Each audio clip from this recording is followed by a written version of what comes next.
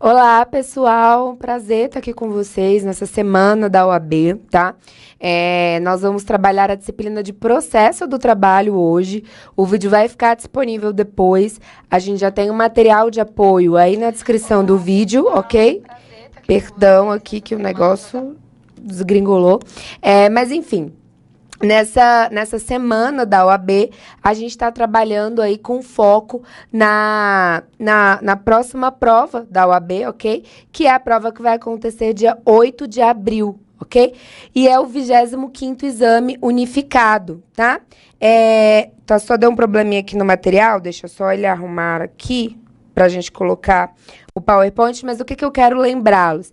Eu quero lembrá-los que para processo do trabalho e direito material do trabalho, ok? A gente tem que observar não apenas a reforma trabalhista. Nós precisamos observar a medida provisória 808, ok? A medida provisória que foi editada em novembro do ano passado. Então, por favor, reparem se o material que vocês estão utilizando estão já de acordo com a medida provisória 808, ok? O 25º exame da OAB, o próximo, que vai acontecer agora, dia 8 de abril, ele vai cobrar, tá? A medida provisória vai cobrar a reforma trabalhista e eu preciso que vocês se atentem para essa questão. O material que eu estou colocando para vocês aqui, ele já está atualizado. O que eu fiz? Eu resolvi trazer algumas questões, tá? De provas passadas para a gente comentando.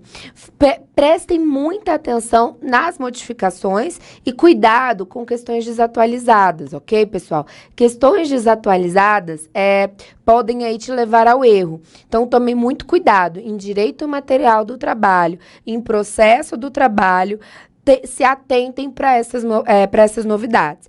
E também a gente tem que lembrar que dentro do processo do trabalho a gente acaba sendo muito impactado pelo processo civil.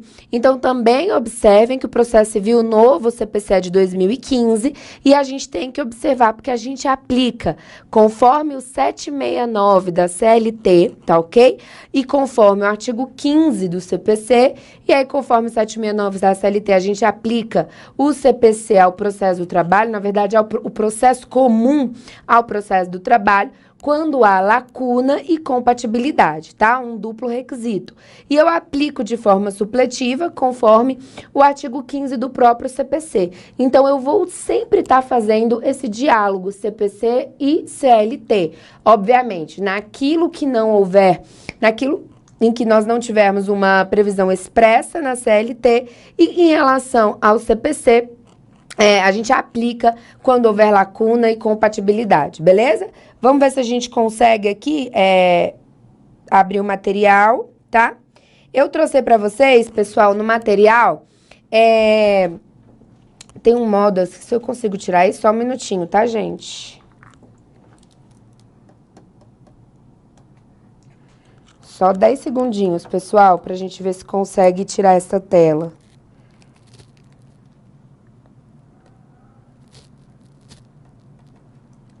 Valeu?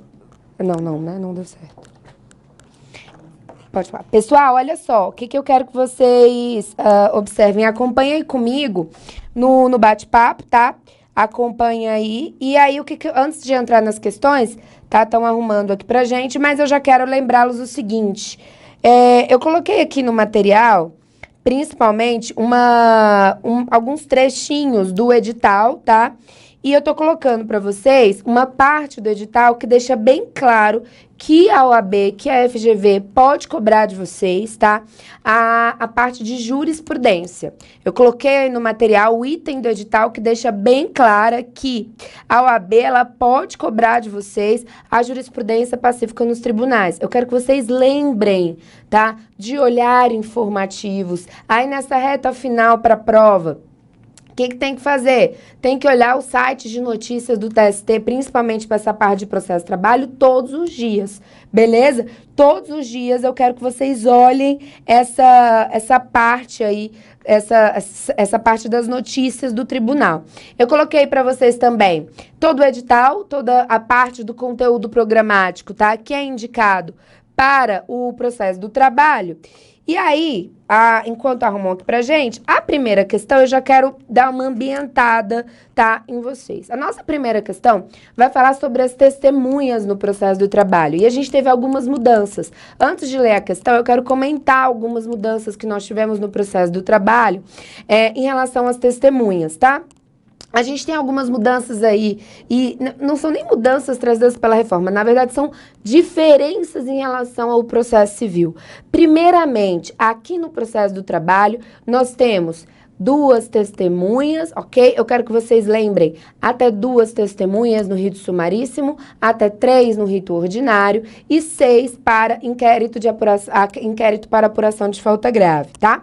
O inquérito para apuração de falta grave, pessoal, é um procedimento especial, muito simples, que serve basicamente para que aqueles trabalhadores que sejam dirigentes sindicais, que tenham a estabilidade, tá? Lembrando que a jurisprudência do TST, ela limita ao número de 7, tá? Esses dirigentes sindicais, para serem dispensados por justa causa, só podem ser dispensados por justa causa, tá? Eles têm uma estabilidade prevista lá no artigo 10 do ADCT, tá? 10 do Ato de Disposições Constitucionais Transitórias, inciso 2, a linha A, eles têm uma estabilidade de desde o registro da candidatura até 1 ano após o final do mandato, tá? Esses trabalhadores, para que eles consigam ser dispensados, o que a gente precisa? Precisa propor um inquérito para apuração de falta grave. Esse inquérito para apuração de falta grave nada mais é que um inquérito para ficar provado naquele processo que aquele dirigente sindical cometeu de fato uma falta grave, ok? Provando essa falta grave, ele é dispensado por justa causa, ele é suspenso desde a propositura do inquérito, desde a falta, desde o cometimento da falta, e aí no inquérito apura-se a falta. Esse procedimento especial é o único que a gente tem uma possibilidade de 6 testemunhas, tá? Rito sumaríssimo, no máximo 2, rito ordinário, no máximo 3. Não é por pedido, pessoal, já vi cobrarem isso. A parte no rito sumaríssimo poderá ouvir ali, indicar 2 testemunhas por pedido? Não, a CLT é clara em dizer 2 testemunhas por parte, tá? Rito sumaríssimo, 2 testemunhas por parte, rito ordinário, até 4 testemunhas por parte, tá?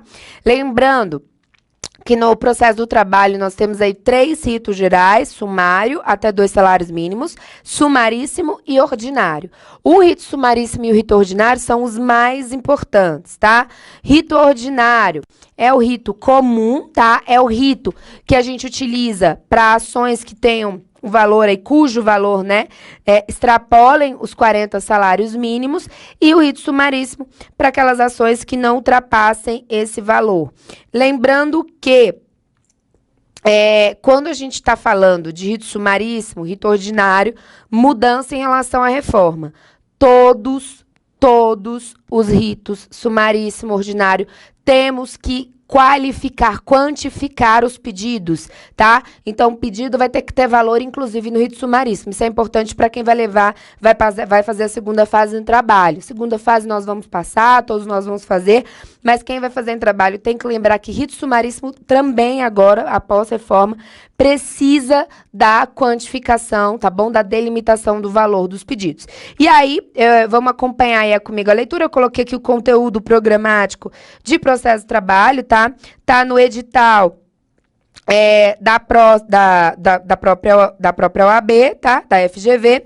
E eu coloquei aqui bem destacado para vocês, ó, a cobrança da reforma e da MP, beleza? Vamos lá, pessoal. Questão número 1. Foi uma prova do exame passado que fala o seguinte, lembrando que o exame passado foi bem interessante aí para o processo do trabalho, tá? Cobrou questões que não vinham sendo cobradas, então a gente tem que ficar atento. Questão número 1. Rodolfo Alencar ajuizou reclamação trabalhista em desfavor da sociedade empresária Sabonete Silvestre Limitada. Em síntese, ele afirma que cumpria longa jornada de trabalho, mas que não recebia as horas extras integralmente. A defesa nega o fato e advoga que toda a sobra-jornada foi escorreitamente paga, nada mais sendo devido ao reclamante no particular, ok? Na audiência designada, cada parte conduziu duas testemunhas, tá? Duas testemunhas que começaram a ser ouvidas pelo juiz, começando pelas do autor. Após o magistrado fazer as perguntas que desejava, abriu oportunidade para que os advogados fizessem indagações. E o patrono do autor passou a fazer suas perguntas diretamente à testemunha, contra o que se opôs o juiz, afirmando que as perguntas deveriam ser feitas a ele, ao juiz, tá? Que, em seguida, perguntaria à testemunha. Pessoal, como é que funciona a oitiva de testemunhas dentro do processo do trabalho? Funciona da seguinte maneira. A gente utiliza o sistema indireto, que é diferente do sistema direto utilizado pelo processo civil, tá? Como é que funciona? O advogado, ele faz a pergunta para o juiz e o juiz repete a pergunta, reformula a pergunta, se for o caso, até indefere a pergunta, ok? Para a testemunha que está sendo ouvida. Então, no processo do trabalho, a gente utiliza o sistema indireto. Na questão aqui que foi apresentada, o juiz estava correto. O juiz estava correto em dizer para o advogado que o advogado não pode, dentro da audiência trabalhista, fazer a pergunta direto para a parte, direto para a testemunha, ok? Nós utilizamos o sistema indireto. Vamos acompanhar aqui as alternativas e ver o que está errado em cada uma, tá? Diante do incidente instalado e de acordo com o regramento da CLT, assinale a alternativa correta, tá? Vamos lá. A. Correto o advogado, pois, de acordo com o CPC, o advogado fará perguntas diretamente à testemunha. Pessoal, errado, né? Errado, porque nós utilizamos o sistema indireto. O CPC, pessoal, ele até fala, de fato, que o advogado faz a pergunta direto para a testemunha, mas a CLT tem regra própria, tá? CLT, processo de trabalho, tem regra própria. Então, nesse caso, a gente não utiliza o CPC, tá? Esse item A aí tá errado. B, a CLT não tem dispositivo próprio? Errado, tem dispositivo próprio. Daí porque poderia ser admitidos tanto o sistema direto quanto o indireto? Não, nós temos sistema próprio e nós utilizamos o sistema indireto, tá? C de casa, a CLT determina que o sistema seja híbrido? Não, a CLT determina que o sistema seja indireto, intercalando perguntas feitas pelo advogado com indagações realizadas pelo juiz, tá? Errado, nosso sistema não é híbrido. D de dado, correto, magistrado, pois a CLT determina que o sistema seja indireto ou presidencial? Correto, tá, pessoal? Questão 1 aí. Ai, meu Deus. Questão 1, letra D de dado. Beleza? Eu trouxe para vocês tanto o artigo da CLT que fala do sistema indireto, que é o 820 da CLT, que traz a seguinte previsão. As partes e testemunhas serão inquiridas pelo juiz ou presidente, podendo ser reinquiridas por seu intermédio, a requerimento dos vogais, das partes, seus representantes ou advogados. Pessoal, o que eu quero que vocês lembrem? Por que a gente tem aí essas palavras, presidentes, vogais? Isso aqui é da época que o seu trabalho tinha uma formação classista. Nós tínhamos 3 juízes. Isso acabou com a emenda constitucional. Então, não tem mais juiz vogal, juiz-presidente, a gente só tem um juiz do trabalho em cada vara, tá? Então, ignorem essas questões aqui, não são recepcionadas aí com observância na emenda constitucional número 20, tá? Então, 820 da CLT deixa bem claro a previsão que a gente tem essa possibilidade aí, a obrigação do sistema indireto. E para quem quer tirar dúvida em relação ao CPC, no CPC a gente tem o sistema de oitivas direto, tá? Olha o que diz o CPC no 459. As perguntas serão formuladas pelas partes diretamente à testemunha, ok? Aqui sim a gente tem um sistema direto, começando pela que arrolou, não admitindo o juiz aquelas que puderem induzir a resposta, não tiverem relação com as questões de fato, objeto da atividade probatória, ou importarem repetição de outra já respondida. Ou seja, O juiz pode indeferir testemunha dentro do processo civil, mesmo no sistema direto, caso ele vislumbre aí uma dessas possibilidades. No caso do processo de trabalho, o juiz que faz a pergunta, então, antes mesmo de fazer a pergunta, ele já indefere ou não, beleza? Vamos lá, pessoal, questão número 2. Rômulo ajuizou a ação trabalhista em face de sua ex-empregadora. A empresa Análise Eletrônica Limitada, dentre outros pedidos, pretendeu indenização por horas extras trabalhadas e não pagas, férias vencidas não gozadas, nem pagas e adicional de periculosidade. Na audiência, foi requerida e deferida a perícia, a qual foi custeada por Rômulo. Pessoal, o que a gente tem que lembrar aqui? Rômulo está fazendo alguns pedidos, né? Horas extras, férias e adicional de periculosidade. Adicional de periculosidade e adicional de insalubridade requer perícia, ok? Na audiência, foi requerida e deferida a perícia, e essa perícia foi custeada por Rômulo, ok? Que se sagrou vitorioso no respectivo pedido. Contudo, os pedidos de horas extras e férias foram julgados improcedentes. Rômulo também indicou e custeou assistente técnico, que cobrou o mesmo valor de honorários que o perito do juízo. Pessoal, olha só, aqui a gente tem duas situações, tá? A gente tem o perito do juiz, o perito que é indicado pelo juiz. E o CPC e a CLT trazem essa previsão de assistente técnico. O assistente técnico é um perito pago pela parte, tá? De responsabilidade da parte. A parte indica, se quiser. Assistente técnico é algo facultativo, tá? Por ser facultativo, o assistente técnico, a parte que indicou é quem paga, independentemente da sucumbência, tá? Então, registrem isso. Quando o pedido requer perícia, o perito judicial, a perícia judicial, que é feito por um perito indicado pelo juiz, é pago pela parte sucumbente. Regra, aqui no processo do trabalho, após a reforma trabalhista, mesmo que a parte seja beneficiária da justiça gratuita, ela vai pagar a perícia se for sucumbente naquele pedido, ok? Mas, se a parte, diante de um processo em que ela indicou um assistente técnico, mesmo que ela se sagre vitoriosa no pedido, ela vai arcar com o valor do assistente técnico. Beleza? Vamos ler aí os itens, pessoal. Observados os dados acima e o disposto na CLT, na qualidade de advogado, que irá orientar Rômulo acerca dos custeios dos honorários periciais e do assistente técnico, assinale a alternativa correta, tá? Letra A. Tendo Rômulo sido vitorioso no objeto da perícia, não há que se falar em pagamento de honorários periciais e do assistente técnico, pois a réu custeará. Pessoal, errado, porque a do assistente técnico é a parte que indicou, tá? A parte que indicou é quem vai pagar, independentemente da sucumbência, tá? Independe da sucumbência.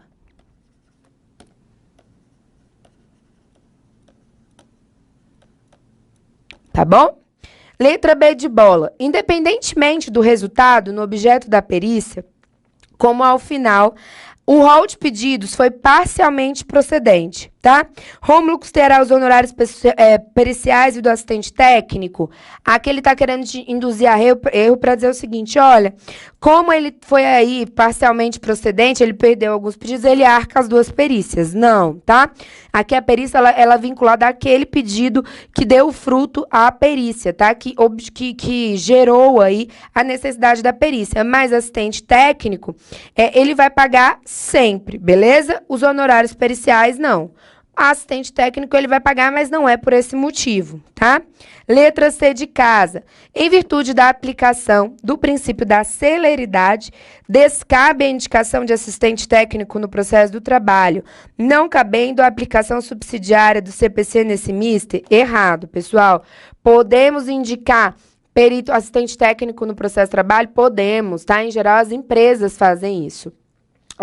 Pessoal, eu tô acompanhando aqui o bate-papo, tá? Quem quiser mandar dúvida, sugestão, crítica, manda aí, que tá tranquilo, tá? Letra D de dado. Tendo Rômulo sido vitorioso no objeto da perícia, os honorários periciais serão custeados pela parte sucumbente no seu objeto. Verdade. Honorários periciais, esses sim, serão custeados pela parte sucumbente. Porém, os honorários do assistente técnico serão de responsabilidades da parte que o indicou. Correto, pessoal. E eles serão responsabilidade da parte que indicou, independentemente, tá, da sucumbência. Letra D de dado, correto. Tá? Eu trouxe aí para vocês o 790B. Esse artigo sofreu modificação com a reforma trabalhista, tá? Então, marquem um asterisco, porque é novidade. E aí, o 790B traz essa hipótese aí de pagamento dos honorários periciais. 790B fala assim: a responsabilidade pelo pagamento dos honorários periciais é da parte sucumbente da pretensão, objeto da perícia, ainda que beneficiária da justiça gratuita.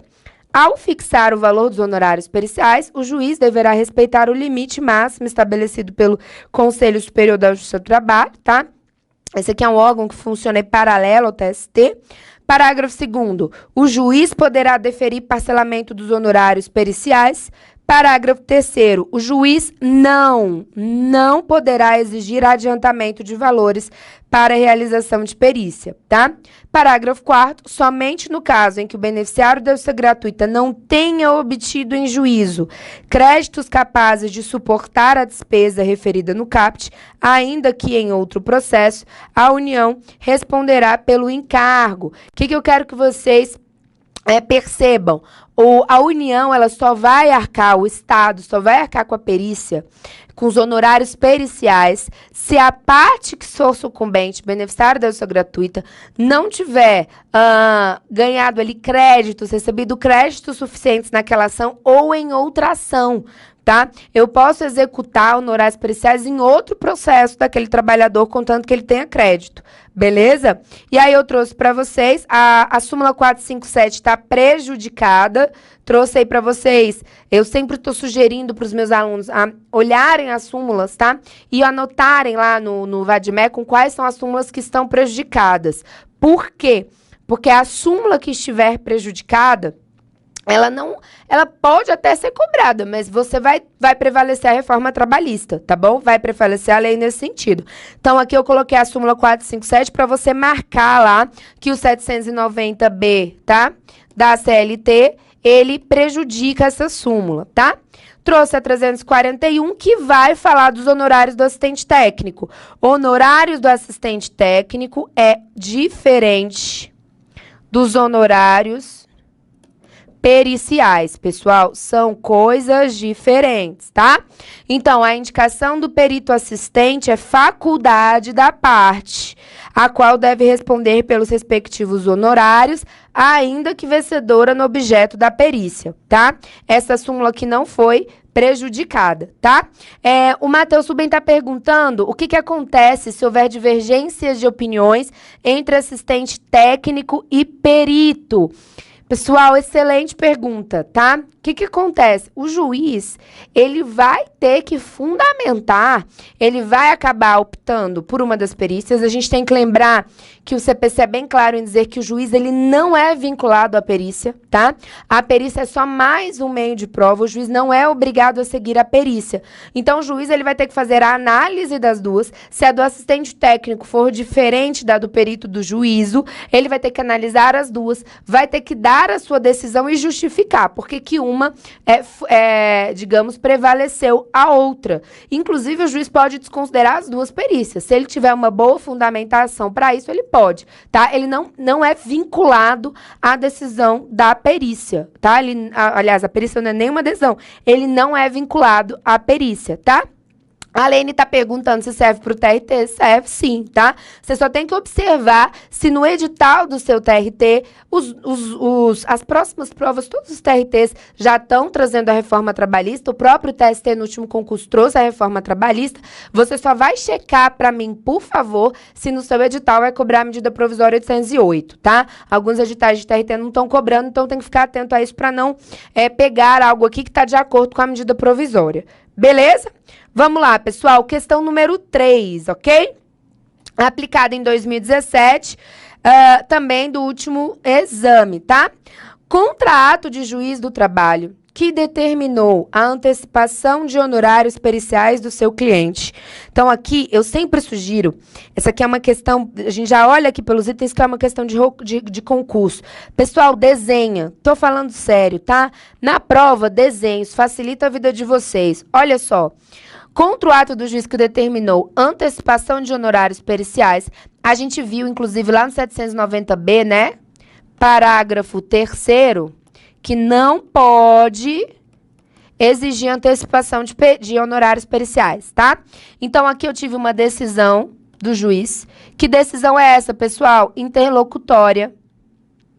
Tem que lembrar o quê? Decisão interlocutória. A gente tem lá a súmula 214 do TST. Pessoal, essa súmula aí, ela cai, ela não cai não, ela despenca. OAB adora. Súmula 214 e súmula 414 do TST. Dever de casa, leiam essas súmulas, essas duas, tá? Elas são cobradas muito em prova. Decisão interlocutória. O juiz deu uma decisão interlocutória dizendo que era para antecipar honorários. Mesmo não tendo ele condições financeiras para arcar com esse custo. Ou seja, o cliente não tem dinheiro para antecipar. O que você faz como advogado? Esse advogado, ele impetrou mandado de segurança. Pessoal, mandado de segurança, se tivesse a imagem aí, Mauro, o pessoal da técnica já deve estar arrumando, tá? Mas acompanha aqui, ouvindo, que eu vou tentando ler tudo para você poder acompanhar. O advogado impetrou o mandado de segurança. Mandado de segurança, competência originária da segunda instância, tá? Não tem mandado de segurança na vara, não tem mandado de segurança na primeira instância, tá? Só tem mandado de segurança a partir da segunda. Advogado impetrou mandado de segurança contra o ato judicial, mas, por unanimidade, não teve segurança concedida. Pessoal, impetra mandado de segurança no TRT, concorda? Ele quer saber o seguinte, o TST negou por unanimidade. Unanimidade, ou seja, cabe recurso dentro do TRT? Se foi por unanimidade? Não, tá? E não teve a segurança concedida. Nesse caso, de acordo com a CLT, assinale a opção que indica o procedimento a ser adotado para tentar reverter a decisão. A. Interpor RO para o TST? Sim, pessoal. Interpor RO para o TST. O que eu quero que vocês lembrem? Professora, recurso ordinário no TST? Sim. Ué, mas recurso do TST não é recurso de revista? Sim, em regra é o recurso de revista. Mas se a ação se originou na segunda instância, e a gente tem que lembrar que a ação rescisória, mandado de segurança, sítio coletivo, são ações que se originam onde, pessoal? No TRT. Eu não posso propor uma ação rescisória, eu não posso apresentar uma ação rescisória na primeira instância. Eu não posso apresentar um sítio coletivo na primeira instância. Se a ação ela começa no tribunal de segunda instância, para quem que vai o meu recurso? Se a decisão, o mandado de segurança começa no TRT, que decisão cabe dessa decisão? Que recurso cabe dessa decisão? Recurso ordinário para o TST. Então, o TST julga recurso ordinário? Julga, tá? Eu coloquei aqui para vocês, artigo... Apagou agora, calma aí. Artigo 895 da CLT. Beleza, pessoal? E aí, eu trouxe aqui para vocês, tanto o 790 B, parágrafo 3º, tá? Que vai dizer que não pode se exigir adiantamento de valores para realização de perícia, tá? Tanto quanto o 895 da CLT, que fala de decisões definitivas ou terminativas de Tribunal Regional em processos de sua competência originária, tá? Exemplos de competência originária. Mandado de segurança, ação rescisória, dissídio coletivo, tá? São exemplos de ações que se iniciam no Tribunal Regional. E aí cabe o quê? RO para o TST, tá? Carla, meu nome é Fernanda, tá? Quem tá chegando aí, prazer, meu nome é Fernanda, tá? Questão número 4, pessoal. Aí, então, a questão 3 ficou letra A, beleza? Vamos lá para a questão número 4, tá? Em reclamação trabalhista que se encontra na fase de execução, o executado apresentou exceção de pré-executividade, tá? Pessoal, que diabo é exceção de pré-executividade? Para quem não sabe, a exceção de pré-executividade é uma espécie de medida, tá? Que surgiu aí primeiro doutrinariamente, foi criada inclusive pelo Pontes de Miranda e começou a colar, tá? Mas o que é exceção de pré-executividade? A gente tem, desde o CPC anterior, a previsão de embargos à execução. Eu já estou na execução, mas tem algo ali na execução que impede que eu ali como executado entendo que essa execução não pode ir para frente. A regra é embargos à execução.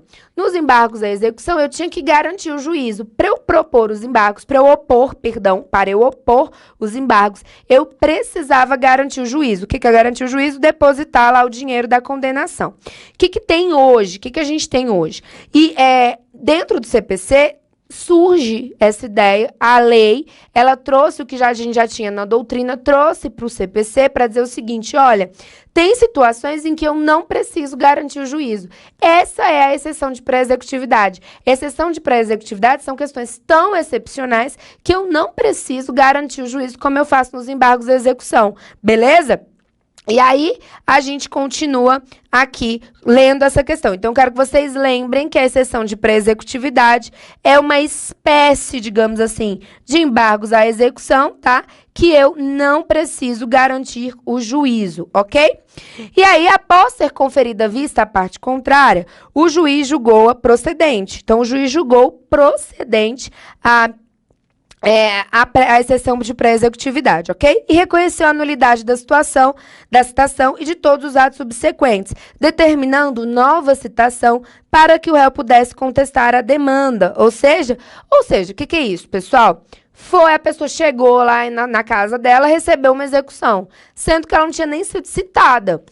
É nulo o processo onde não houve citação, ok? O que você faz? Exceção de pré-executividade. É melhor que embargos à execução, porque aí você não precisa pagar nada. Você faz a exceção de pré-executividade, você opõe a exceção de pré-executividade sem precisar pagar. Foi isso que aconteceu. O juiz deferiu a exceção de pré-executividade, tá? E aí, pessoal, ele determina quando você tem essa adesão de exceção de pré-executividade, porque ele entendeu que não houve citação, manda o processo voltar lá para o início, manda citar, tá bom? Citação é uma questão de nulidade, tem que citar. O que aconteceu nesse caso? Nesse caso, ele quer saber o seguinte, o juiz, beleza? O que o juiz fez aqui? Ele deu uma decisão, reconheceu a nulidade da situação. Pessoal, se o juiz dá uma sentença na execução, vocês concordam que se essa sentença acaba com a execução, acabou com a execução? Porque se eu oponho uma exceção de pré-executividade, estava lá executando já, o reclamante achou, o exequente achou que já ia receber. Eu vou lá e falo, nananina, não, eu não fui citado, foi nulo, exceção de pré-executividade. O juiz concorda, essa execução acabou? Execução acabou, porque vai voltar lá para o início. O que estava executando já era. O que eu quero que vocês lembrem?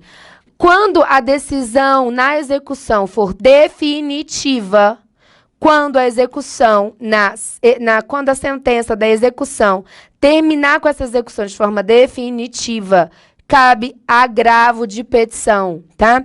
Agravo de petição, pessoal, é um recurso típico do processo de trabalho. Agravo de petição é o RO da execução, lembrem-se disso. Agravo de petição é o RO, só que na fase de execução. E eu vou interpor agravo de petição quando? Quando tiver uma decisão definitiva na execução. Então, olha só, se eu sou exequente, já achei que ia receber o dinheiro, o executado entra com uma exceção de pré-executividade dizendo excelência, não tem que executar nada, coisa nenhuma. O que eu, exequente, vou fazer? Se o juiz concordou lá com o executado, agravo de petição. Nada mais, nada menos. Beleza? E aí eu trouxe aqui para vocês o 897, tá? Que vai falar que cabe agravo no prazo de 8 dias, tá?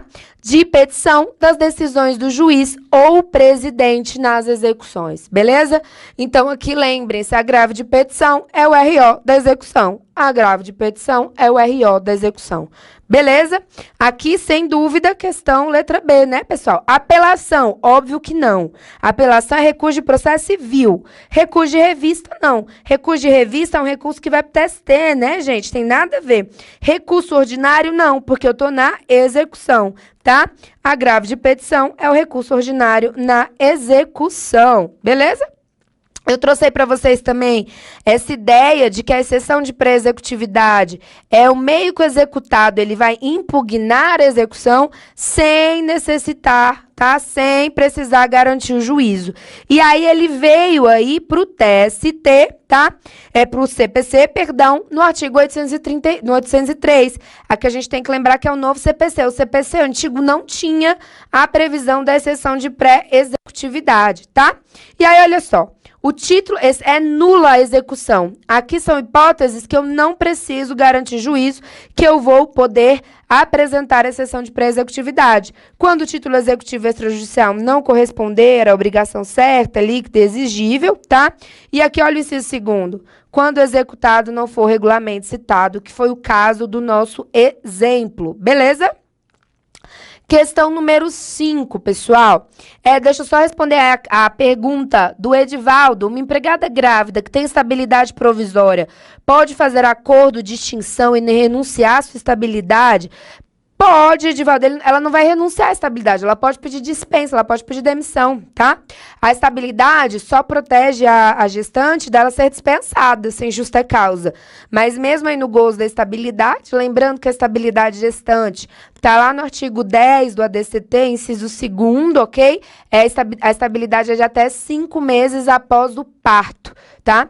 E aí essa estabilidade só protege ela contra dispensas imotivadas. Ela pode pedir demissão, ela não precisa renunciar. Na verdade, não existe a possibilidade de renúncia à estabilidade, tá? Ela pede demissão. Ela não é obrigada a ficar no emprego só porque ela tá com essa estabilidade, não, tá? Estabilidade durante toda a gestação, né? Desde a confirmação da gravidez até 5 meses após o parto, tá? Quem quiser estudar estabilidade gestante, dá uma olhadinha na súmula 244 do TST. Beleza, Edivaldo? Qualquer coisa aí a gente continua falando. Se não tirar dúvida, manda aí, ou depois que acabar o vídeo a gente vai conversando, tá? Vamos aí para a questão 5, pessoal. Reinaldo, Vilma e Teodoro trabalharam no restaurante Fino Paladar Limitada. Todos procuraram o mesmo advogado para apresentar reclamação trabalhista. Então, olha só, pessoal. 3 trabalhadores procuraram o mesmo advogado. Isso aqui, quando vocês estiverem com a carteirinha na mão, vocês vão ver que é muito comum, tá? Em geral, tratem bem os clientes, pessoal, que da onde vem um, vem mais 10, tá? Em geral, vem vários do mesmo lugar mesmo. A gente já fica aí, a empresa vira nossa freguês, tá? E se for advogado da empresa, vocês vão ver que vem muitos trabalhadores com o mesmo advogado. Todos procuraram o mesmo advogado para apresentar reclamação trabalhista. Reinaldo diz que não recebeu hora extra. Vilma informa que não recebeu verbas resilitórias. E Teodoro que não recebeu participação nos lucros, tá? PLR, participação nos lucros e resultados, beleza? Verbas resilitórias, pessoal, são as verbas decisórias, tá? As verbas decorrentes da rescisão. O que eu quero que vocês percebam aqui? Cada trabalhador chegou lá no seu escritório pedindo uma coisa diferente, mas contra o mesmo empregador, tá? É isso que ele está te contando. Pedidos diferentes, naturezas diferentes, mesmo empregador, mesmo reclamado, tá? E aí, vamos lá. Diante da situação retratada e de acordo com a CLT, assinale a afirmativa correta. A. Não é possível o ajuizamento de reclamação plurima, porque os pedidos são distintos. Verdade, pessoal, tá? Verdade. Sabe por quê? Porque a CLT ela vai dizer o seguinte, a gente pode ter reclamação plurima. O que é reclamação plurima, pessoal? Reclamação plurima é aquela reclamação que eu tenho lides com o sócio no polo ativo, tá? Ou seja, são vários reclamantes reclamando ali contra o mesmo empregador. Só que para eu ter uma ação só, com vários autores, vários reclamantes, que é o que a gente chama de ações plurimas, eu tenho que ter o mesmo pedido, a mesma natureza. Os pedidos subsídios, eles têm que ser da mesma natureza. Por quê? Porque senão eu gero uma confusão na instrução, tá? Imagina só, como é que eu vou só com 2 testemunhas, por exemplo, provar a hora extra do Reinaldo, as verbas decisórias da Vilma, a participação nos lucros do Teodoro. O processo fica confuso, tá? E aí a CLT é clara em dizer que pode ter reclamação plurima se o pedido for da mesma natureza, tá? Então, aqui não vai ser possível essa reclamação plurima, tá? Vamos ver o que está errado nas outras? B, a CLT não traz os requisitos para o litisconsórcio ativo e por isso ficará a critério do juiz aceitar o ingresso conjunto? Não, pessoal, ela traz, tá? Ela possibilita, sim, o litisconsórcio ativo. A CLT regulamenta isso, tá? Ana Paula, parabéns, tá? Letra A. Letra C. Cabe manejo da reclamação plurima porque o empregador é o mesmo? Não necessariamente, porque os pedidos são de naturezas distintas, tá? Carlos, quem marcou aí a letra D? No caso apresentado, caberá o ajuizamento de sítio coletivo? Aqui é peguinha, a gente tem que ter cuidado. Dissídio coletivo, pessoal, é um procedimento específico do processo do trabalho. E para que serve o dissídio coletivo? Ele serve para quando a empresa e entidade sindical, ou sindicato das empresas e sindicato dos trabalhadores, ou seja, eu sempre vou ter pelo menos o sindicato dos trabalhadores aqui, eles não estão conseguindo chegar numa negociação para a convenção coletiva, tá? Então, por exemplo, os trabalhadores aí do sistema de transportes do DF, o sindicato das empresas e o sindicato dos trabalhadores não estão chegando a um acordo, por exemplo, ao reajuste. Aí eles apresentam um dissídio coletivo para que o tribunal resolva e dê ali a sentença normativa que vai substituir o dissídio coletivo, tá? Para quem quiser ler mais um pouquinho sobre dissídio coletivo, dá uma olhada lá no artigo 114, tá? Nos parágrafos da Constituição Federal. Deem uma olhada nos parágrafos, principalmente 2º e 3º do 114 da Constituição Federal. Beleza? Então, letra D também não é, porque dissídio coletivo tem a ver mais com essa questão sindical, tá? O dissídio coletivo, ele tenta resolver ali uma celeuma nessa negociação coletiva, tá? E aí eu trouxe para vocês o artigo da CLT, que traz a previsão de possibilidade de ações plurimas, contanto que tenha a mesma natureza, tá? Olha só o que diz 842, deixa eu só pôr aqui que é da CLT, que eu não coloquei, né? 842 da CLT, tá? Sendo várias as reclamações e havendo identidade de matéria, tá? Poderão ser acumuladas num só processo. E se tratar de empregados da mesma empresa ou estabelecimento, tá? Então, o que eu preciso aqui? Eu preciso da identidade de matéria, beleza? Pessoal, vamos para a questão 6. Essa aqui não foi do último, é uma questão de 2016, mas é uma questão que eu achei interessante trazer para a gente aí fazer uma revisão do conteúdo, tá? De acordo com o entendimento consolidado do STF e do TST, assinale a opção que apresenta a situação em que a Justiça do Trabalho possui competência para executar as contribuições devidas ao INSS, tá? Pessoal, o que eu quero que vocês reparem? Isso aqui é peguinha, tá? A OAB gosta dessas questões, concurso adora, principalmente concurso que cai direito previdenciário também, se atentem para isso aqui. O que são contribuições previdenciárias, tá? Contribuições previdenciárias, elas são uma espécie de tributo, tá? Tá lá no artigo 195 da Constituição. Essas contribuições previdenciárias, elas incidem em cima de verbas salariais. Então, todo salário que eu recebo, quando você vai olhar lá no seu contra-cheque, tem um desconto de contribuição previdenciária do seu salário, tá? Isso é o que popularmente fala, isso aqui é o INSS que eu estou pagando, tá? Na verdade, é uma contribuição previdenciária, que vai para a Seguridade Social, para a Previdência Social. Essa contribuição previdenciária, ela incide em verbas salariais. E aí a gente tem que lembrar que dentro da relação de trabalho, da relação de emprego, a gente tem verbas salariais e verbas indenizatórias. Contribuições previdenciárias incidem, em regra, só nas contribuições, incidem sobre as verbas salariais, as parcelas salariais. Salário, hora extra, ok? E aí, o que eu quero que vocês percebam? O juiz do trabalho, quando ele condena uma empresa a pagar, por exemplo, hora extra, tá? Para o empregado. Hora extra é salário. Em cima dessa hora extra tem contribuição previdenciária? Tem. Então, o que que é a CLT, o que que a própria Constituição Federal na 114 fala?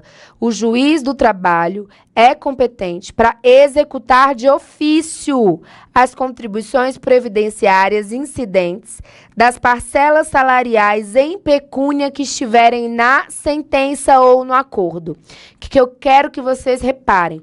Para que o juiz do trabalho, para que a Justiça do Trabalho seja competente para executar a contribuição previdenciária, essa contribuição previdenciária tem que vir de sentença ou acordo e tem que estar lá na sentença e no acordo uma verba salarial em pecúnia. Tem que ter condenação. Se o juiz do trabalho só reconhece, por exemplo, período de trabalho, vínculo empregatício para trás, não condena a pagar salário, não tem contribuição para recolher, tá? Essa contribuição previdenciária é lá da Fazenda Nacional a competência. O que o juiz vai fazer aqui é executar de ofício contribuições previdenciárias decorrentes das parcelas salariais em pecúnias que estiverem na sentença ou no acordo judicial. Beleza? Vamos ler os itens aqui. Pessoal, isso aqui eu preciso que vocês lembrem, porque isso aqui é muito cobrado, tá? Eu sei que tem gente de TRT acompanhando, e você também cai em TRT, então atenta pra cá, tá?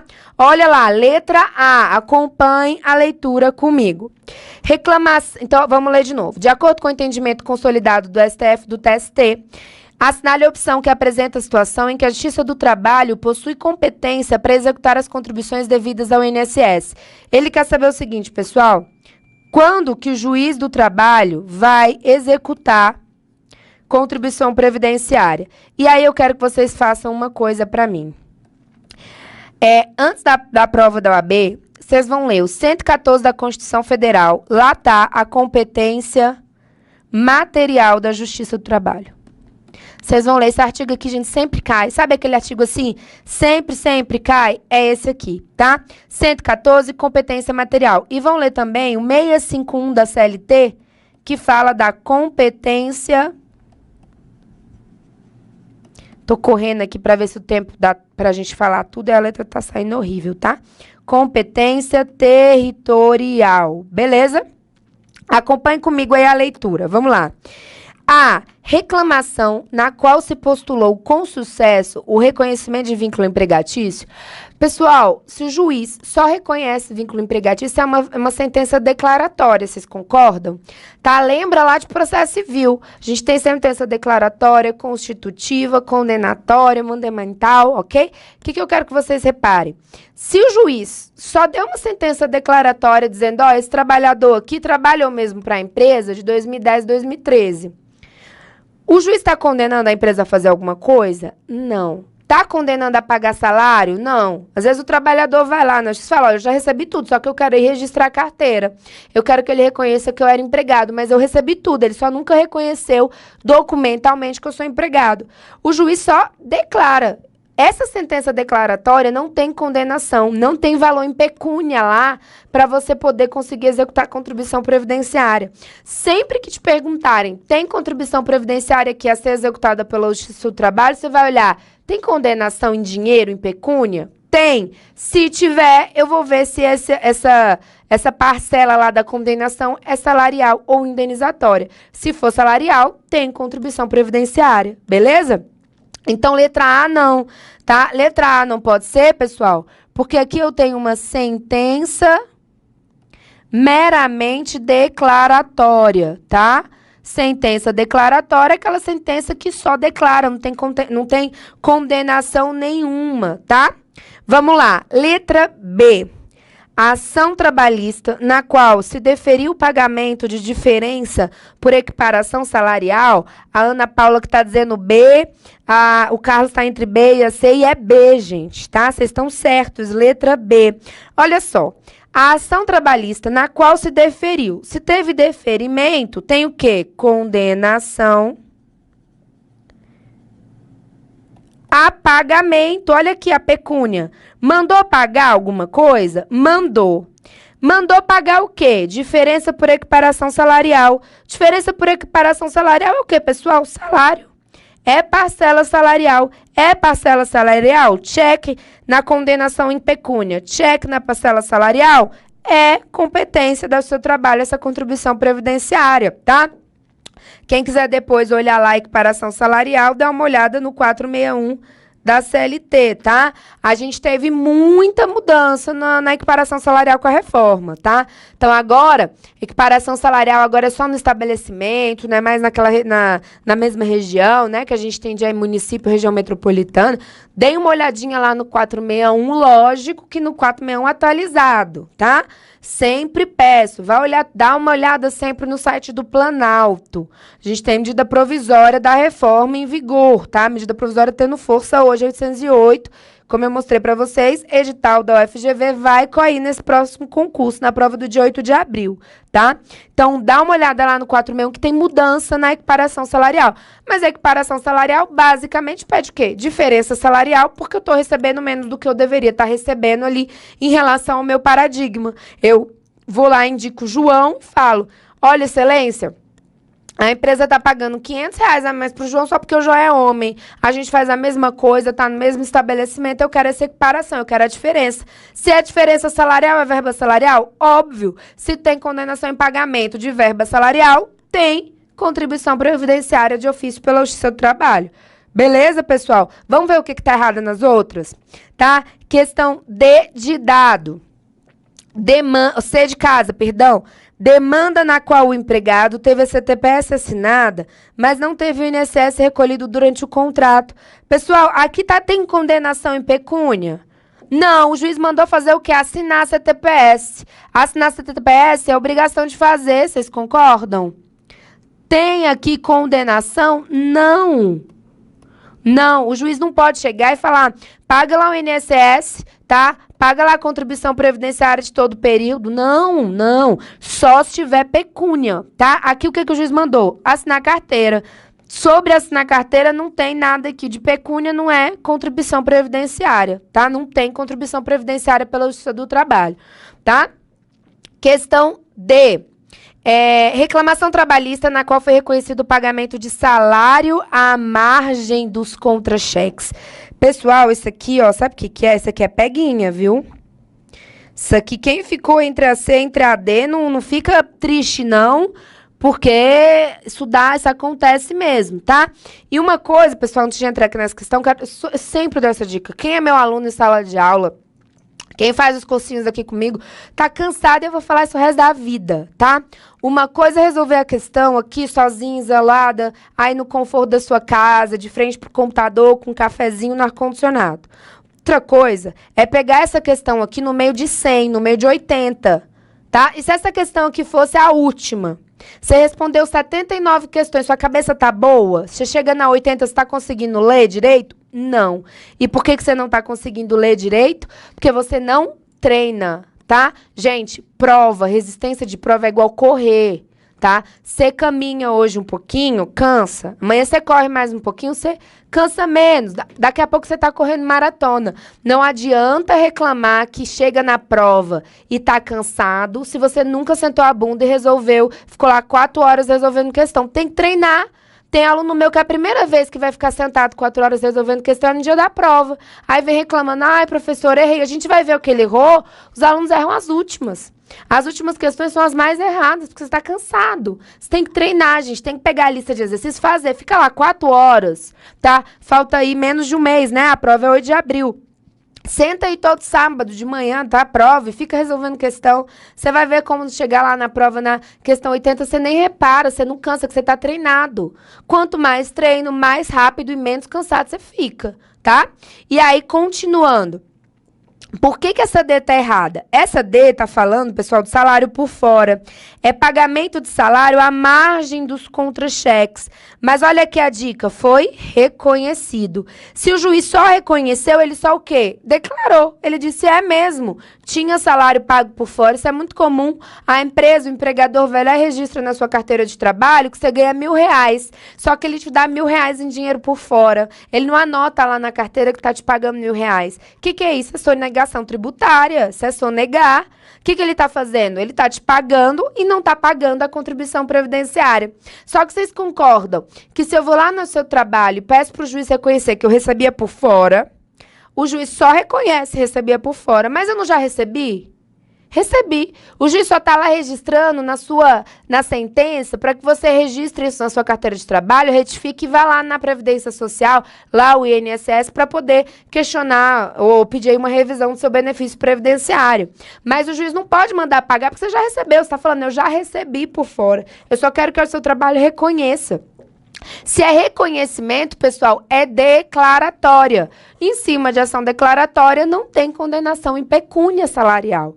Beleza? Então, aqui é um peguinha. Essa questão, pessoal, eu julgo essa questão difícil, viu? Eu julgo essa questão muito difícil. Olha, alguém colocou aí, senta a bunda e treina. É isso mesmo, tá? Tem que treinar, pessoal. Tem que sentar na cadeira e treinar. Não tem jeito. Não tem jeito. Ai, professora, como é que a senhora lê? Tem um segredo infalível. Você senta na cadeira, abre o livro e lê. Não tem segredo, tá? Técnica da bacia. Acorda às 5 da manhã, enfia a cabeça numa bacia de água gelada e acorda. Não tem jeito, gente. Não tem segredo, tá? Aí eu trouxe para vocês o 114, tá? Da Constituição Federal, que lá no inciso 8, e aí o 114 fala da competência material. Lembrando, competência material é uma espécie de competência absoluta, ou seja, improrrogável, norma de ordem pública. Olha o que diz o inciso 8º da Constituição Federal. Compete à Justiça do Trabalho processar e julgar a execução de ofício das contribuições sociais previstas no 195.1 e 2, tá? Aí são as previdenciárias e seus acréscimos legais decorrentes da sentença que proferir.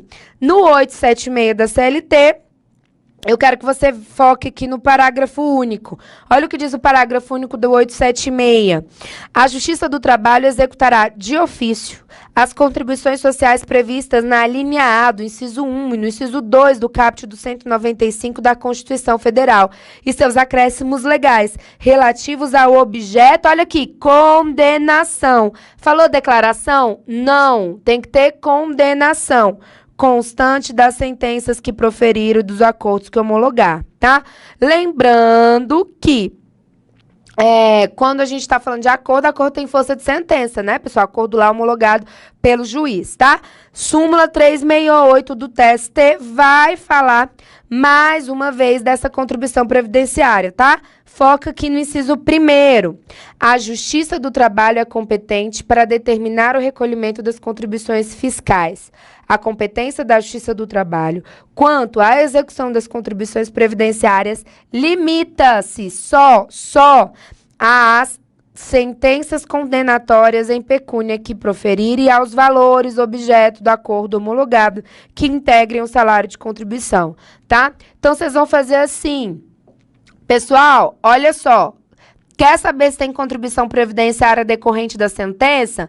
Primeira coisa, tem condenação? Se tem condenação, pode ser que a gente consiga aí ter execução, tá? Vou colocar aqui, execução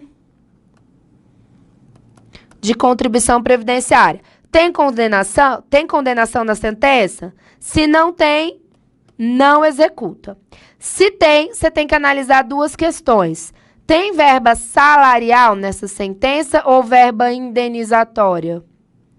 Indenizatória. Se a verba é indenizatória, não executa. Para executar, só verba salarial na condenação. Beleza? Beleza, pessoal? Olha, muito obrigada pelos elogios, tá, gente? Vamos lá. Alguém perguntou aí o acordo extrajudicial. Um makeover, olha só. Quando a gente fala de acordo extrajudicial, a gente teve uma mudança com a reforma, tá? Lá no 652 da CLT, a linha F, tá? Do 652 da CLT, a reforma permite agora que o juiz do trabalho, que a Justiça do Trabalho, é mais uma das competências da Justiça do Trabalho, homologar acordo extrajudicial. tá? Então, o juiz do trabalho, ele pode receber uma ação só para homologar um acordo extrajudicial, mas depois que ele é homologado, ele é um acordo judicial, vai poder ter ali execução de contribuição previdenciária também. Beleza? Pessoal, eu agradeço, tá? Esse momento aqui, espero que eu possa ter auxiliado de alguma maneira. Contem conosco aqui do GRAM, tá? Mandando dúvida, a gente vai tirando sempre. O material vai ficar aqui na descrição do vídeo, tá bom? No material aqui no final, depois do gabarito, ó, eu coloquei a parte da Constituição Federal que vai falar da organização judicial da Justiça do Trabalho, tá? Vem sendo muito cobrado. Vai aí do artigo 111 até o 115, tá? Depois vocês deem uma lidinha nesses... Na verdade, até o 116, perdão. Deem uma lidinha nesses artigos, tá? Essa parte do CLT que cuida aí da organização judiciária na Justiça do Trabalho, beleza? Foi um prazer enorme, boa prova, reta final, pessoal, pelo amor de Deus, menos de um mês, é hora de focar, tá? Foca na carteirinha da OAB, que é a melhor coisa que tem, lembrem que isso dá dinheiro depois, tá? Lembrem no dinheiro, lembrem nos honorários e vai estudar, beleza? Pessoal, até a próxima e aí, qualquer coisa, estamos aí, vamos nos falando. Beijão, boa prova aí para quem vai fazer prova de 8 de abril. Tchau, tchau.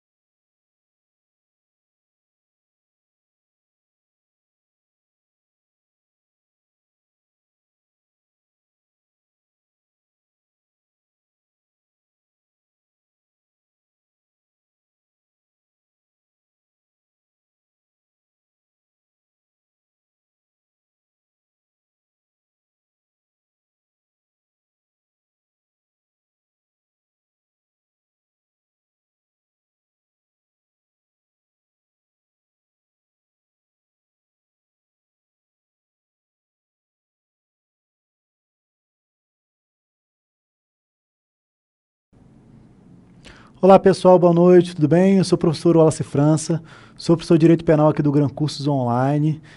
Iremos trabalhar aqui algumas questões, voltar à nossa semana especial para a OAB, o pessoal que está se preparando para a OAB, aí, prova de 8 de abril. Trouxe aqui algumas questões, lógico, da FGV, questões da própria prova da OAB. Professor, mas você vai falar assim, professor, mas a questão não repete. Tem muito aluno que fala assim, professor, para que fazer questão de prova anterior se não repete? O jeito da prova se repete. O estilo da prova se repete. Então, se a gente faz as questões anteriores e vê mais ou menos o raciocínio que é cobrado, os temas que são cobrados, normalmente são repetidos. Tá? Normalmente o raciocínio, o tema que é cobrado, normalmente é repetido. Conheço muita gente que já passou na OAB só fazendo isso. Só pegando ali as provas anteriores, fazendo todas as questões, pegando o raciocínio de como que cai, chega na prova seguinte, vai lá e faz a sua metade. Passou na primeira fase, né? Não na segunda, só ajeitando aqui. Já passou ali na primeira. Aí a segunda é outra história, tá? A segunda, fazer aí a peça é outra história. Ok? Tem que fazer outro curso de peça com a gente, depois desse curso aqui, para acertar as questões objetivas, ok?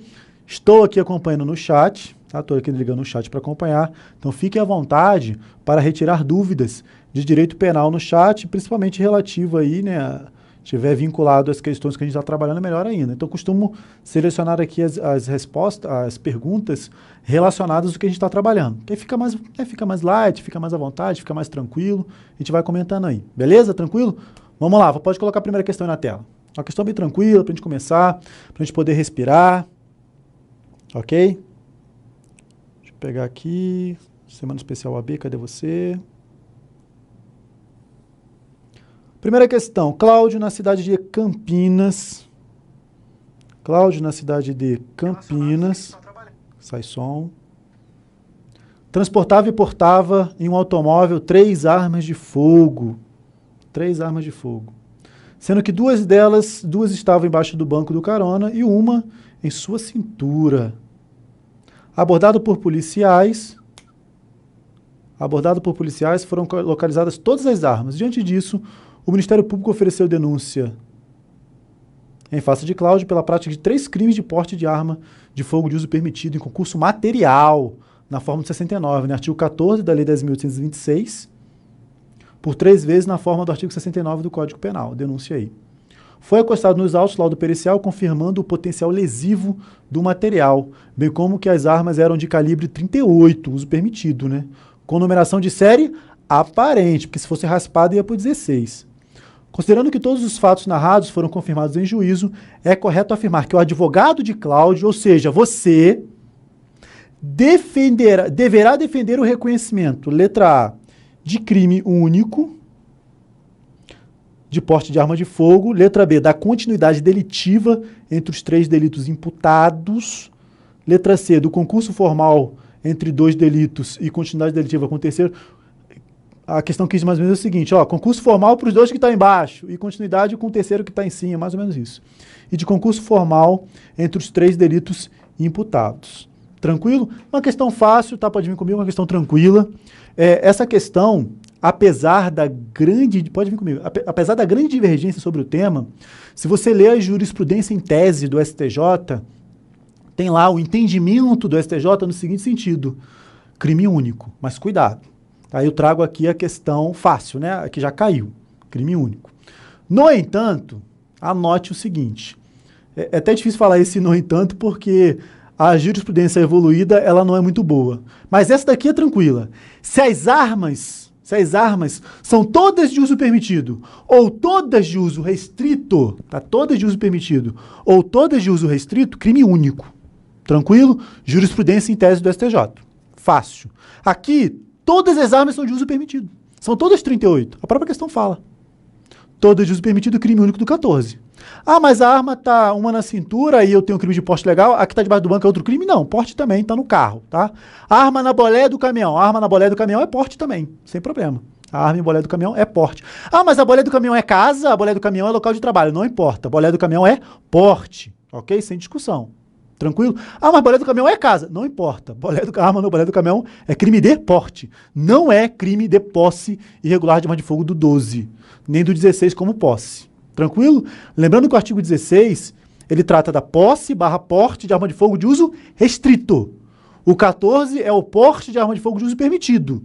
E o 12 é a posse irregular de arma de fogo de uso permitido. Tranquilo? 12 e 14 permitido, o 16 restrito. O 16 é crime hediondo. Vai cair na sua prova. Na sua prova vai estar lá. Artigo 16 é crime hediondo. Tenho certeza que vai estar lá. Ok? Artigo 16 é crime hediondo. Evolução jurisprudencial. Se as armas são de calibres diferentes, calibres diferentes sendo permitido e restrito, tem uma arma de uso permitido e uma arma de uso restrito, o STJ entende que é mais de um crime. Ok? Se as armas são uma de calibre permitido e uma de calibre restrito, né? Eu tenho aí variações entre calibre permitido e calibre restrito, o STJ entende que a pessoa deverá responder por mais de um crime. O problema é que o STJ, dentro da jurisprudência em tese, ora diz que será em concurso formal, ora diz que será em concurso material. Então não é pacífico se será em concurso formal, se será em concurso material. Prova da OAB, advogado, concurso formal. Ok? Então a melhor tese para você é concurso formal.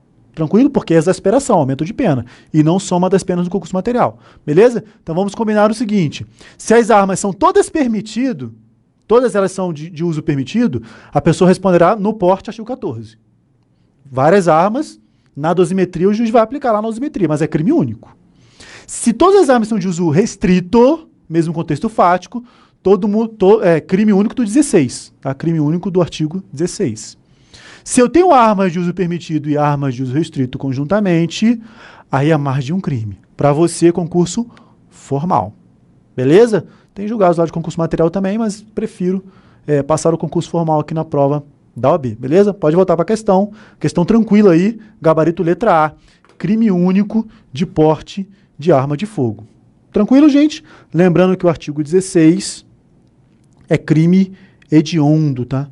O artigo 16 é crime hediondo. Essa questão realmente foi muito debatida. Mas é o seguinte, tem julgado do STJ lá no jurisprudência em tese, né? Tem julgado lá dizendo que é crime único. Você, como advogado, vai marcar o quê? Marca crime único. Seria possível a continuidade delitiva? Seria possível a continuidade. Mas somente será continuidade se não for crime único, gente. Somente será continuidade se não for crime único. Beleza?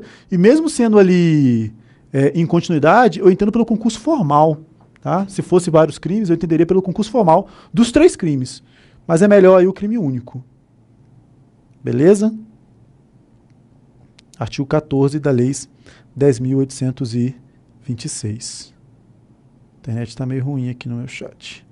Vamos para a próxima questão. Vamos lá. Beleza? Próxima questão. Bárbara, nascida em 23 de janeiro de 99, uma questão, né, direito penal na OAB, apesar de não ser muito difícil, ele está começando a trazer casos concretos, um pouco assim, tentando te embaralhar a mente, mas com calma a gente pega a questão, ok? Bárbara, nascida em 23 de janeiro de 99, no dia 15 de janeiro de 2017, então vamos lá, de 99, já vamos começar aqui, né, pegar os fatos, já ver o que sai daí. De 99 para 2017, são quantos anos? 99 para 2000, 1 ano. 2000 para 2017, são 17 anos. Logo, de 99 para 2017, são 18. Mas ela é nascida em 23 de janeiro. E a questão fala, ó, no dia 15 de janeiro.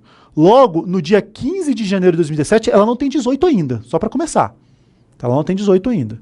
Decide sequestrar Felipe por 10 dias para puni-lo pelo fim do relacionamento amoroso. Sequestro. Já vamos trazer as informações importantes. O sequestro é um crime permanente.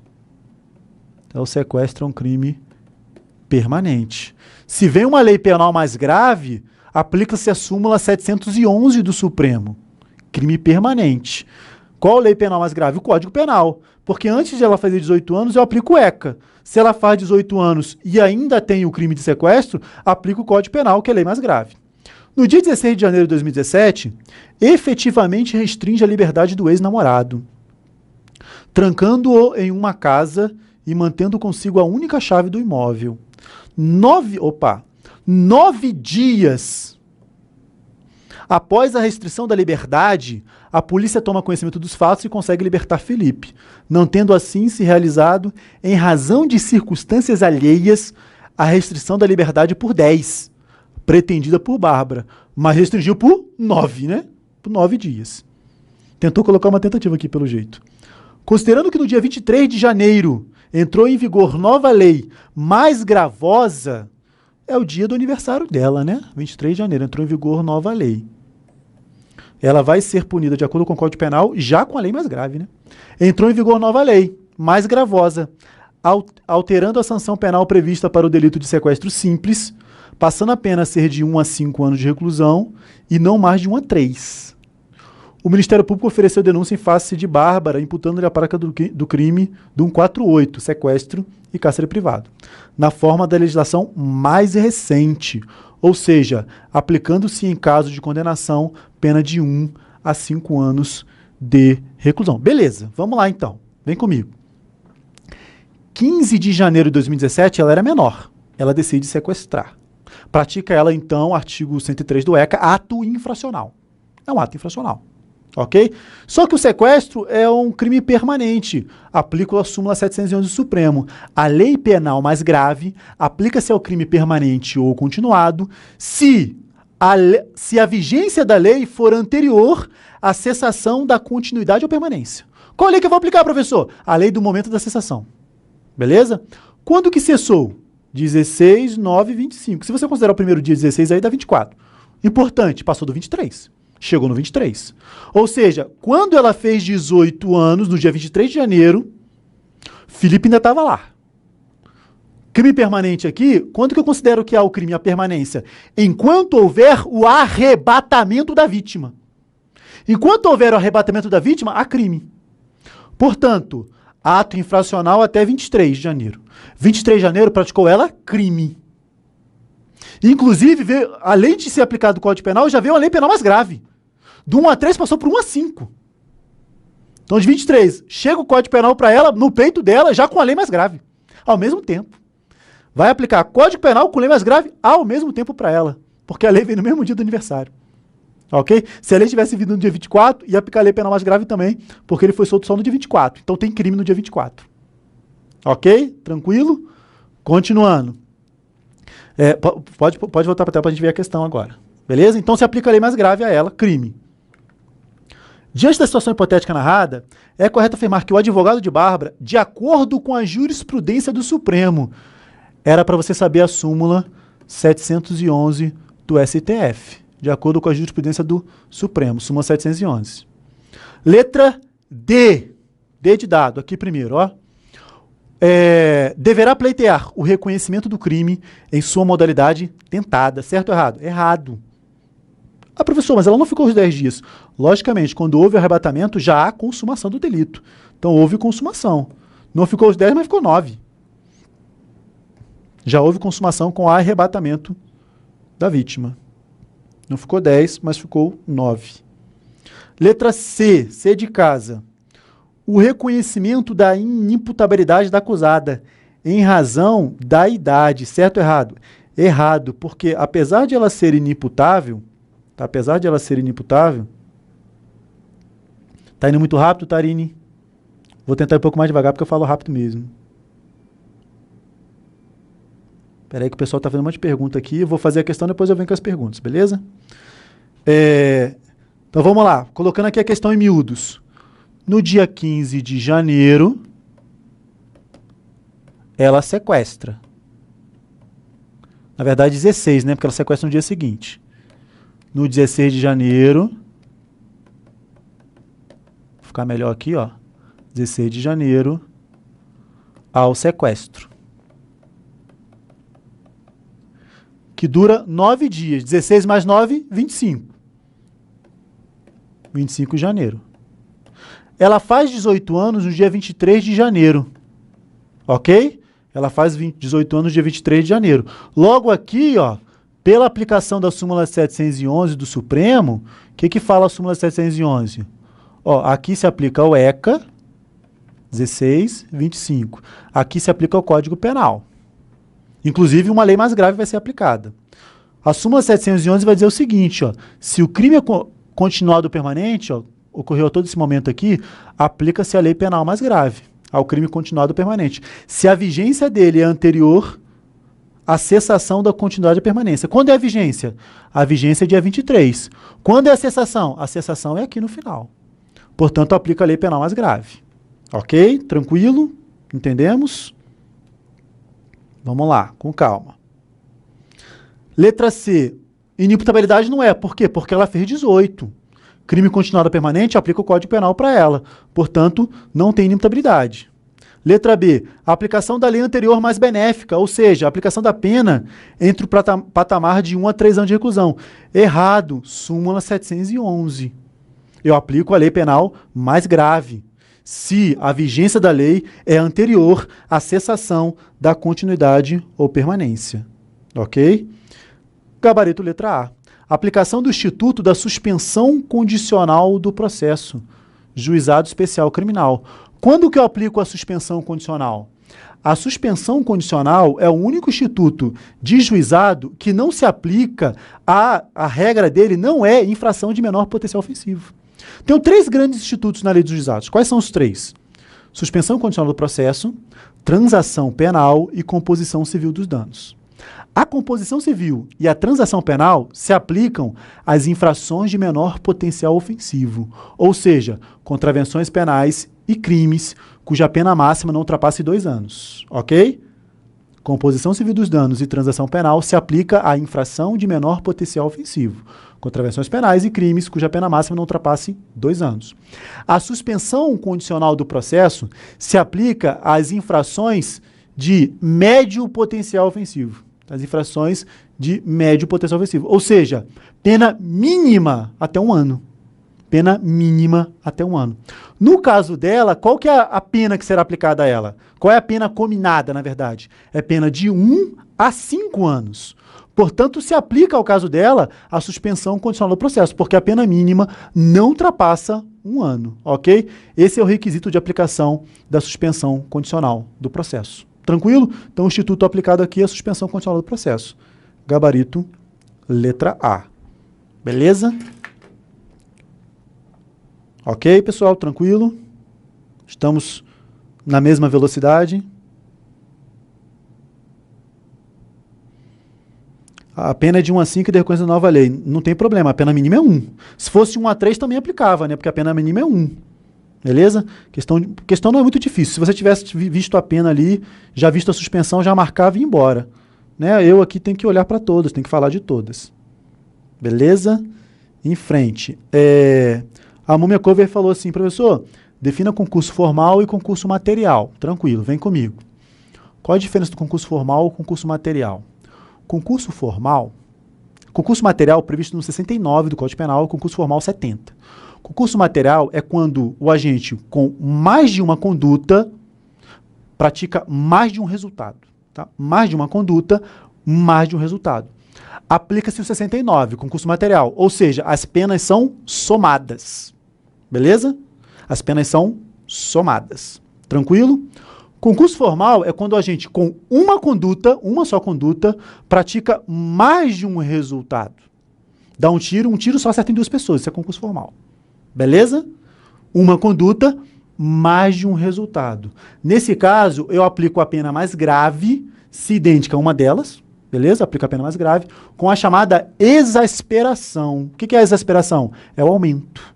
Aumento de 1/6 à metade. Artigo 70. Só que essa regra de aumento tem 2 exceções. As exceções caem em prova, tá? Então, aumento 1/6 à metade, concurso formal. Primeira exceção é quando há desígnios autônomos. Apesar de ser concurso formal, uma conduta mais de resultado, o agente já queria esse mais de resultado. Ele tinha a intenção de praticar mais de resultado. Ele atirou com uma munição que ele sabia que iria transfixar. Então, ele já queria matar 2 pessoas. Nesse caso, é concurso formal com desígnios autônomos. Eu aplico a regra do concurso material. Aumento. Material, soma das penas. Então, em caso de desígnios autônomos, eu somo as penas. É a parte final do 70. E agora eu vou falar do parágrafo único. Existe uma outra exceção ao concurso formal.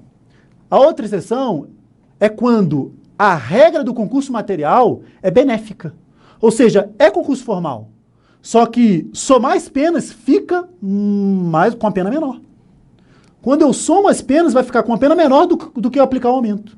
Isso é chamado de concurso material benéfico. Quando a soma das penas fica menor de que aplicar o aumento. Coloca na tela para dar um exemplozinho. Imagina que no concurso formal, o agente praticou um crime. Com pena. Um com pena de 12 anos e outro com pena de 1 ano. Concurso formal, tá? Concurso formal. Se é concurso formal, eu aplico a pena mais grave, 12, com aumento. O aumento mínimo aí é 1/6. 1/6 de 12 é 12 mais 2. Dá 14. Mas se eu aplicar o concurso material, é 12 mais 1, dá 13. Ou seja, mesmo sendo concurso formal, somar as penas fica com a pena menor. Eu aplico a chamada concurso material benéfico. Eu não aplico a exasperação. Eu vou aplicar o concurso material benéfico. Outra exceção. Tranquilo? Entendemos? Posso ir adiante? Beleza? Coloca na tela para a gente poder ir adiante. Fazer aí a próxima questão. Velocidade agora está compatível, pessoal? Tranquilo? O Matheus falou assim, e o princípio da irretroatividade da lei? A lei não está beneficiando a ré? Matheus, é o seguinte, o princípio da retroatividade benéfica ou irretroatividade maléfica, que você citou, ele possui duas exceções, tá? Matheus, duas exceções, cuidado com as exceções. Primeira exceção é o artigo 3º do Código Penal, tanto que o princípio está no artigo 2º. Artigo 3º traz a primeira exceção. Qual é a primeira exceção? A primeira exceção é lei excepcional e temporária. No caso de lei excepcional temporária, mesmo que venha uma lei benéfica, depois ela não retroage. Ok? Por quê? Porque eu aplico a lei que é vigente no momento da conduta. Eu aplico a lei vigente no momento da conduta. Artigo 3º do Código Penal. Mesmo que uma lei benéfica venha depois, essa lei não será aplicada. É uma exceção. Exceção à retroatividade benéfica. Tranquilo? A outra exceção é a súmula 711 do Supremo. De acordo com a súmula 711 do Supremo, se o crime é continuado ou permanente, tá aqui, ó, o crime está acontecendo. Vem uma lei penal mais grave no meio, eu aplico a lei penal mais grave. Professor, mas essa lei penal mais grave não é irretroativa? Ela é irretroativa. No entanto, o crime ainda está se consumando. Portanto, ela está sendo aplicada ao crime praticado durante sua vigência e não anterior. Porque o crime está sendo consumado a todo momento. Crime continuado permanente. No crime continuado, são vários crimes que eu considero um só. No permanente, é um crime que está se consumando a todo momento. Então, se vem uma lei penal mais grave, essa lei penal mais grave é aplicada. É uma exceção à irretroatividade maléfica. Súmula 711 do Supremo Tribunal Federal. Tranquilo? Beleza? Vamos lá, voltamos para a questão. Vamos lá. Então, vamos lá, gente. Agora é a hora, tá? Súmula 711 é muito cobrada. Está muito cobrada em OAB. Então, agora é a hora. Beleza. Mas, ó, já vimos aí o estilo da prova da ordem. É uma prova cansativa. Eu sei que você tem que fazer só metade, mas com calma a gente chega lá, tá? Com calma a gente chega lá. Aqui eu faço mais devagar, mas no dia da prova você vai fazer mais rápido. Decidido a praticar crime de furto na residência de um vizinho, João procura o chaveiro Pablo e informa do seu desejo, pedindo que fizesse uma chave que possibilitasse o ingresso na residência. Ok. No que foi atendido. No dia do fato, considerando que a porta já estava aberta, João ingressa na residência sem utilizar a chave que lhe fora entregue por Pablo e subtrai uma TV. Ok. Chegando em casa, narra o fato para sua esposa, que o convence a devolver o aparelho subtraído. No dia seguinte, João atende à sugestão da esposa e devolve o bem para a vítima, narrando todo o ocorrido ao lesado, que, por sua vez, comparece à delegacia e promove o registro próprio. Considerando o fato narrado na condição de advogado, sob o ponto de vista técnico, condição de advogado, deverá ser esclarecido aos familiares de Pablo e João que, letra A, nenhum deles responderá por crime, tendo em vista que houve arrependimento eficaz por parte de João, e como causa de excludente tipicidade, estende-se a Pablo.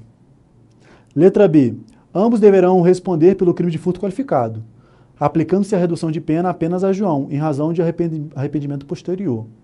Letra C, ambos deverão responder pelo crime de furto qualificado, aplicando-se a redução da pena para os dois, em razão do arrependimento posterior, tendo em vista que se trata de circunstância objetiva. Letra C, João deverá responder pelo crime de furto simples, com causa de diminuição do arrependimento posterior, enquanto Pablo não responderá pelo crime contra o patrimônio. Questão muito, pode vir comigo. Coloca uma tela em branco depois da questão, não quero que os alunos vejam o gabarito. Questão muito bem feita. Questão muito bem feita, ok? Primeiro ponto da questão a ser trabalhado é o seguinte. Lembrando que a questão de portar chave falsa, chave mestra, é uma contravenção penal que não é mais. Tá? O Supremo declarou a inconstitucionalidade dessa contravenção. Tranquilo? Mas a conduta de dar a chave ali para a prática do furto, essa conduta é o quê? Essa conduta é participação. Essa conduta é participação. Se é participação, é um concurso. Se é concurso, é furto qualificado pelo concurso, para começar. Beleza? Se é participação, é concurso. Se é concurso, é furto qualificado pelo concurso. No entanto, aqui é o X da questão. Questão muito bem feita. No entanto, é o seguinte. Requisitos da participação. Para que seja a participação, a conduta principal tem que ser ao menos tentada. E no caso ali a gente viu que foi consumada, ele furtou. Segundo, a participação deverá ser uma conduta relevante. Conduta juridicamente relevante. Para que eu tenha participação, a conduta deverá ser juridicamente relevante. Professor, como assim juridicamente relevante? Aquela conduta tem que ter deslinde para a causa. Melhor dizendo, aquela conduta, aquela causa, aquela participação tem que ter deslinde para o resultado. No caso aí, a entrega da chave não teve deslinde para o resultado. Portanto, não há participação. Aqui era, para mim, ó, o suco da questão. Não há participação nesse caso. Por quê? Porque a conduta dele foi irrelevante. A chave não foi utilizada. Ok? A chave não foi utilizada. Coloca na tela para eu te ensinar aqui 3 institutos. É o seguinte. Ó. Início da execução, final da execução, consumação. Ok? Consumação. Se o agente está aqui, ó, o agente está aqui, está no meio da execução, ele quer continuar, mas não pode, é tentativa. Aqui é uma tentativa imperfeita ou inacabada. Tentativa imperfeita. Ele quer continuar, mas não pode, ok? Parte de baixo agora. Ó.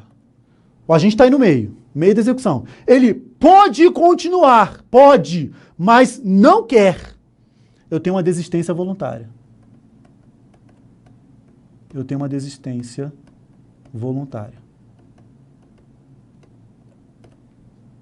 O que eu fiz com você agora foi o seguinte, quer continuar, mas não pode, pode continuar, mas não quer. Fórmula de Frank. Eu utilizei aqui a fórmula de Frank para diferenciar a tentativa imperfeita da desistência voluntária. Continuando. O agente praticou todos os atos executórios. Praticou tudo. Ou seja, ele finalizou. Depois que ele finalizou, ele está aqui. Depois que finalizou, ele se arrependeu, mudou de ideia. E ele impediu a consumação do resultado. Se ele impede a consumação do resultado, eu tenho arrependimento eficaz. Arrependimento eficaz. Ou resipicência. Sinônimo, tá? Mal escrito aqui.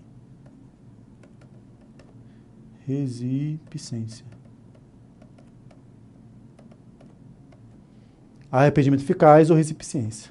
Nesse mesmo momento, o agente já praticou todos os atos executórios. No entanto, o crime não se consumou, por circunstâncias alheias à vontade dele. A vítima foi socorrida, aconteceu alguma coisa que o crime não se consumou. Eu tenho tentativa perfeita. Quando ele pratica todos os atos executórios, eu tenho tentativa perfeita ou acabada ou crime falho. Não confunda crime falho com quase crime, tá? Quase crime é crime possível. Quase crime é crime possível. No caso de desistência voluntária e arrependimento eficaz ou resipicência, o agente responde, conforme o artigo 15 do Código Penal, pelos atos já praticados. Vem comigo, ó. Ele está durante o intercrimes, ele está na execução do delito aí, mas não se consuma. Só que ele não responderá pela tentativa. Responde pelos atos já praticados. Se esses atos forem crime. Se esses atos tiver algum crime aí. Professor, ele atirou, desistiu e impediu. Lesão. Né? Se não atirou, não acertou. Disparo, o que tiver. Se não tiver nada, não tem crime. Responde, é como se tirasse ele aí do meio, desse meio da execução e jogasse lá para trás. Responde só pelos atos já praticados. Esse jogar ele lá para trás, tirar ele do meio e jogar lá para trás, é chamado de ponte de ouro. Pode colocar na tela. Desistência voluntária e arrependimento eficaz estão como sinônimo aqui, ponte de ouro. Ponte de ouro. Se o crime já se consumou, ou seja, agora eu estou falando aqui, ó, depois da consumação.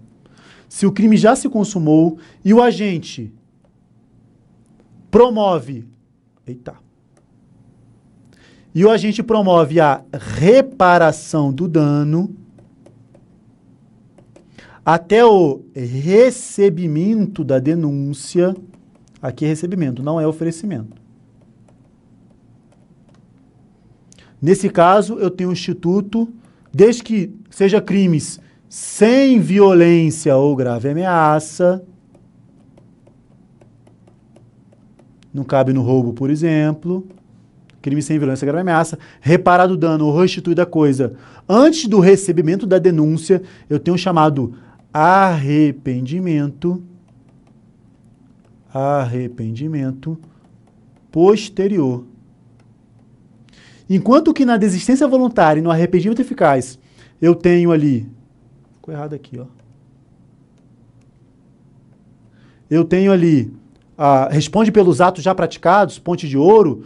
No arrependimento posterior, eu tenho uma redução. É uma redução de pena.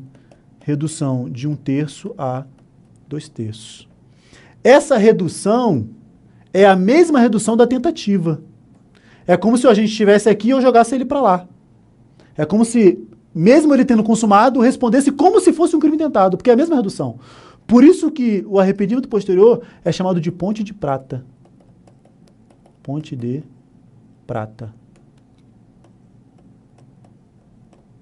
Ponte de prata. Porque é a mesma redução aí da tentativa. Vem comigo, vem comigo. 2 jurisprudências para você aí, ó. Quentinha, para prova. Não é cabível arrependimento posterior no homicídio culposo. Tá? Não é cabível arrependimento posterior no homicídio culposo. Por quê? Porque não há como reparar o dano. Não tem como restituir a coisa e reparar o dano no homicídio culposo. Ah, mas eu reparei a família. Não reparou a vítima. A vítima já foi. Ok? Entendimento do STJ. Ah, mas tinha uma discussão se era possível ou não por causa da violência. Ah, esse crime foi violência culposa. Tá? Não. O STJ bateu o martelo dizendo que não é possível porque não tem como reparar o dano. Tranquilo? Segunda jurisprudência. Não é possível o arrependimento posterior nos crimes contra a fé pública, moeda falsa, falsidade documental, falsidade ideológica, fraude em certame público, uso de documento falso, do 289 ao 311A do Código Penal. Não é possível arrependimento posterior. O STJ, julgando um caso de moeda falsa, disse que não era possível arrependimento posterior. Também não é possível a insignificância na moeda falsa, tá? A moeda falsa não é possível a insignificância. O STJ diz o seguinte: não é possível porque, para que seja possível o arrependimento posterior, tem que ser um crime patrimonial ou com efeitos patrimoniais, para que seja possível reparar o dano. Nos crimes contra a fé pública, eu estou ferindo a fé pública. Não tem como reparar o dano do ferimento à fé pública. Portanto, não é possível arrependimento posterior nos crimes contra a fé pública, nem homicídio culposo. Ok? Tranquilo? E o arrependimento posterior traz uma causa obrigatória de redução de pena. Pode voltar na tela. Beleza?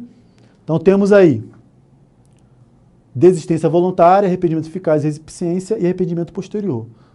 Para fechar aqui, para fechar, temos que saber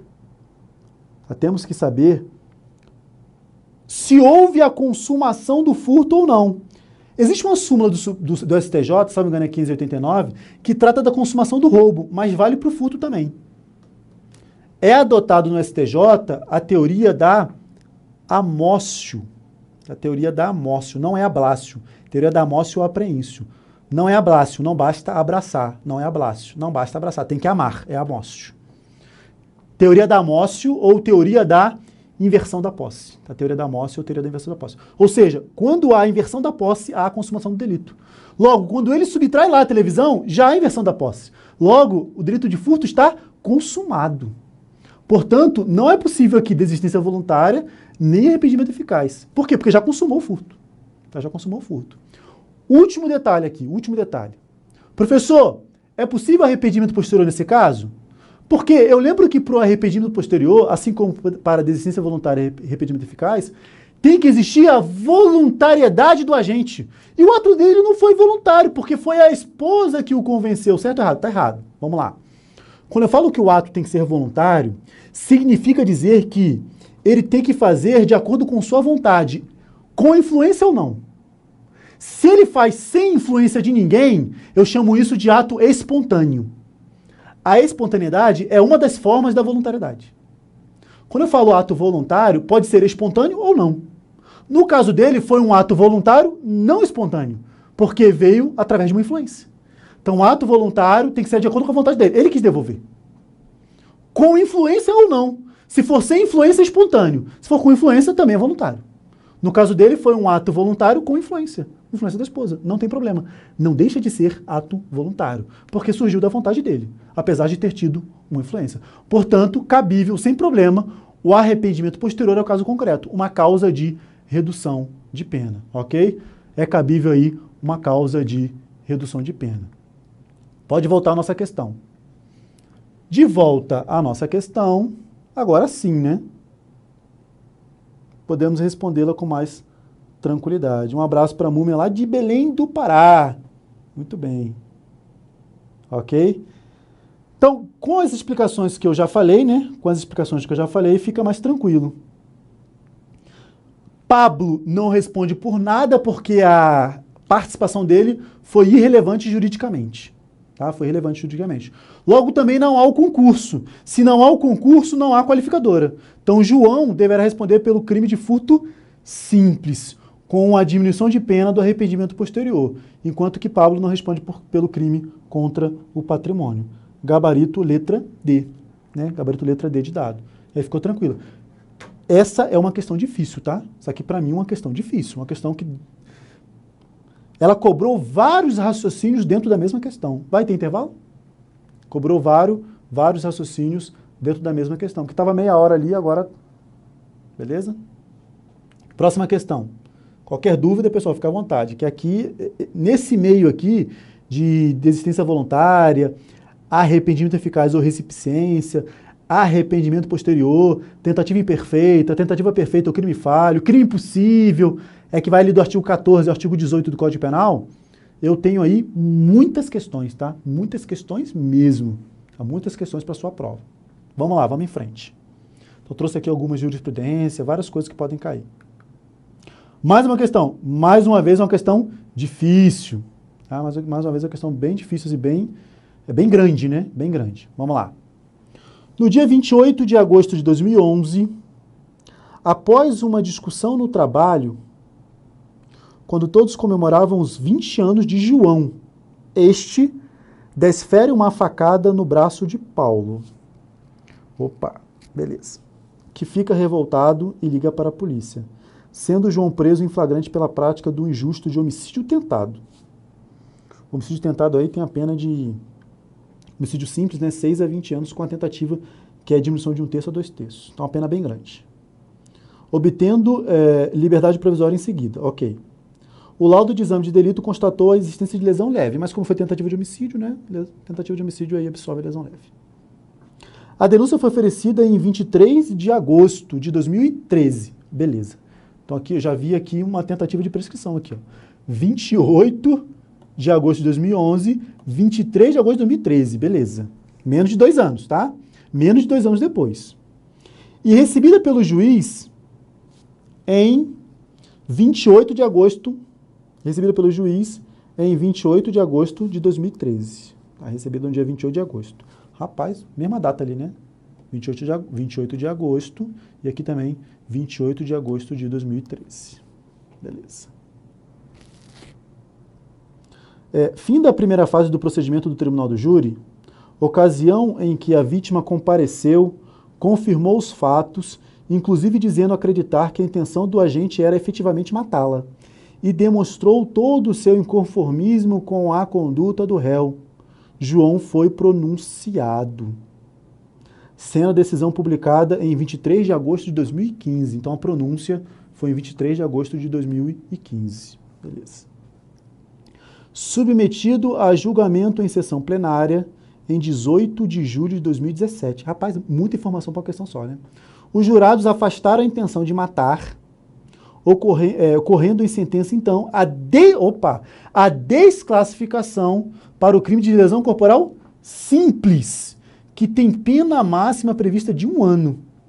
Sendo certo que o Código Penal prevê a pena de 1 a 2 anos, prescreve em 4 anos. Muito bem. E aí vem a questão. Vem comigo, coloca uma tela branca entre a questão e as alternativas. Aqui tem trabalho. Aqui tem trabalho. Uma questão entre, né, uma tela branca entre as questões e as alternativas. O que eu vislumbrei aqui? Eu vislumbrei o seguinte, olha, não ocorreu prescrição, nem a punitiva, não vou falar de executória. Mas quando chegou lá na frente, foi desclassificado para lesão. Quando eu desclassifico para lesão lá naquela sentença lá, mesmo que recorrível, eu verifico 2 prescrições aí, que são possíveis. A retroativa e a intercorrente. Então seria possível, dessa primeira sentença aí, a prescrição retroativa e a prescrição intercorrente. Gente, aqui vai uma dica muito boa para você, tá? Uma dica muito boa mesmo, de coração. Eu sei que é um tema complicado, eu sei que é um tema que às vezes dá um trabalhinho a mais, e realmente dá mesmo, mas as provas da FGV para a OAB têm cobrado prescrição, tá?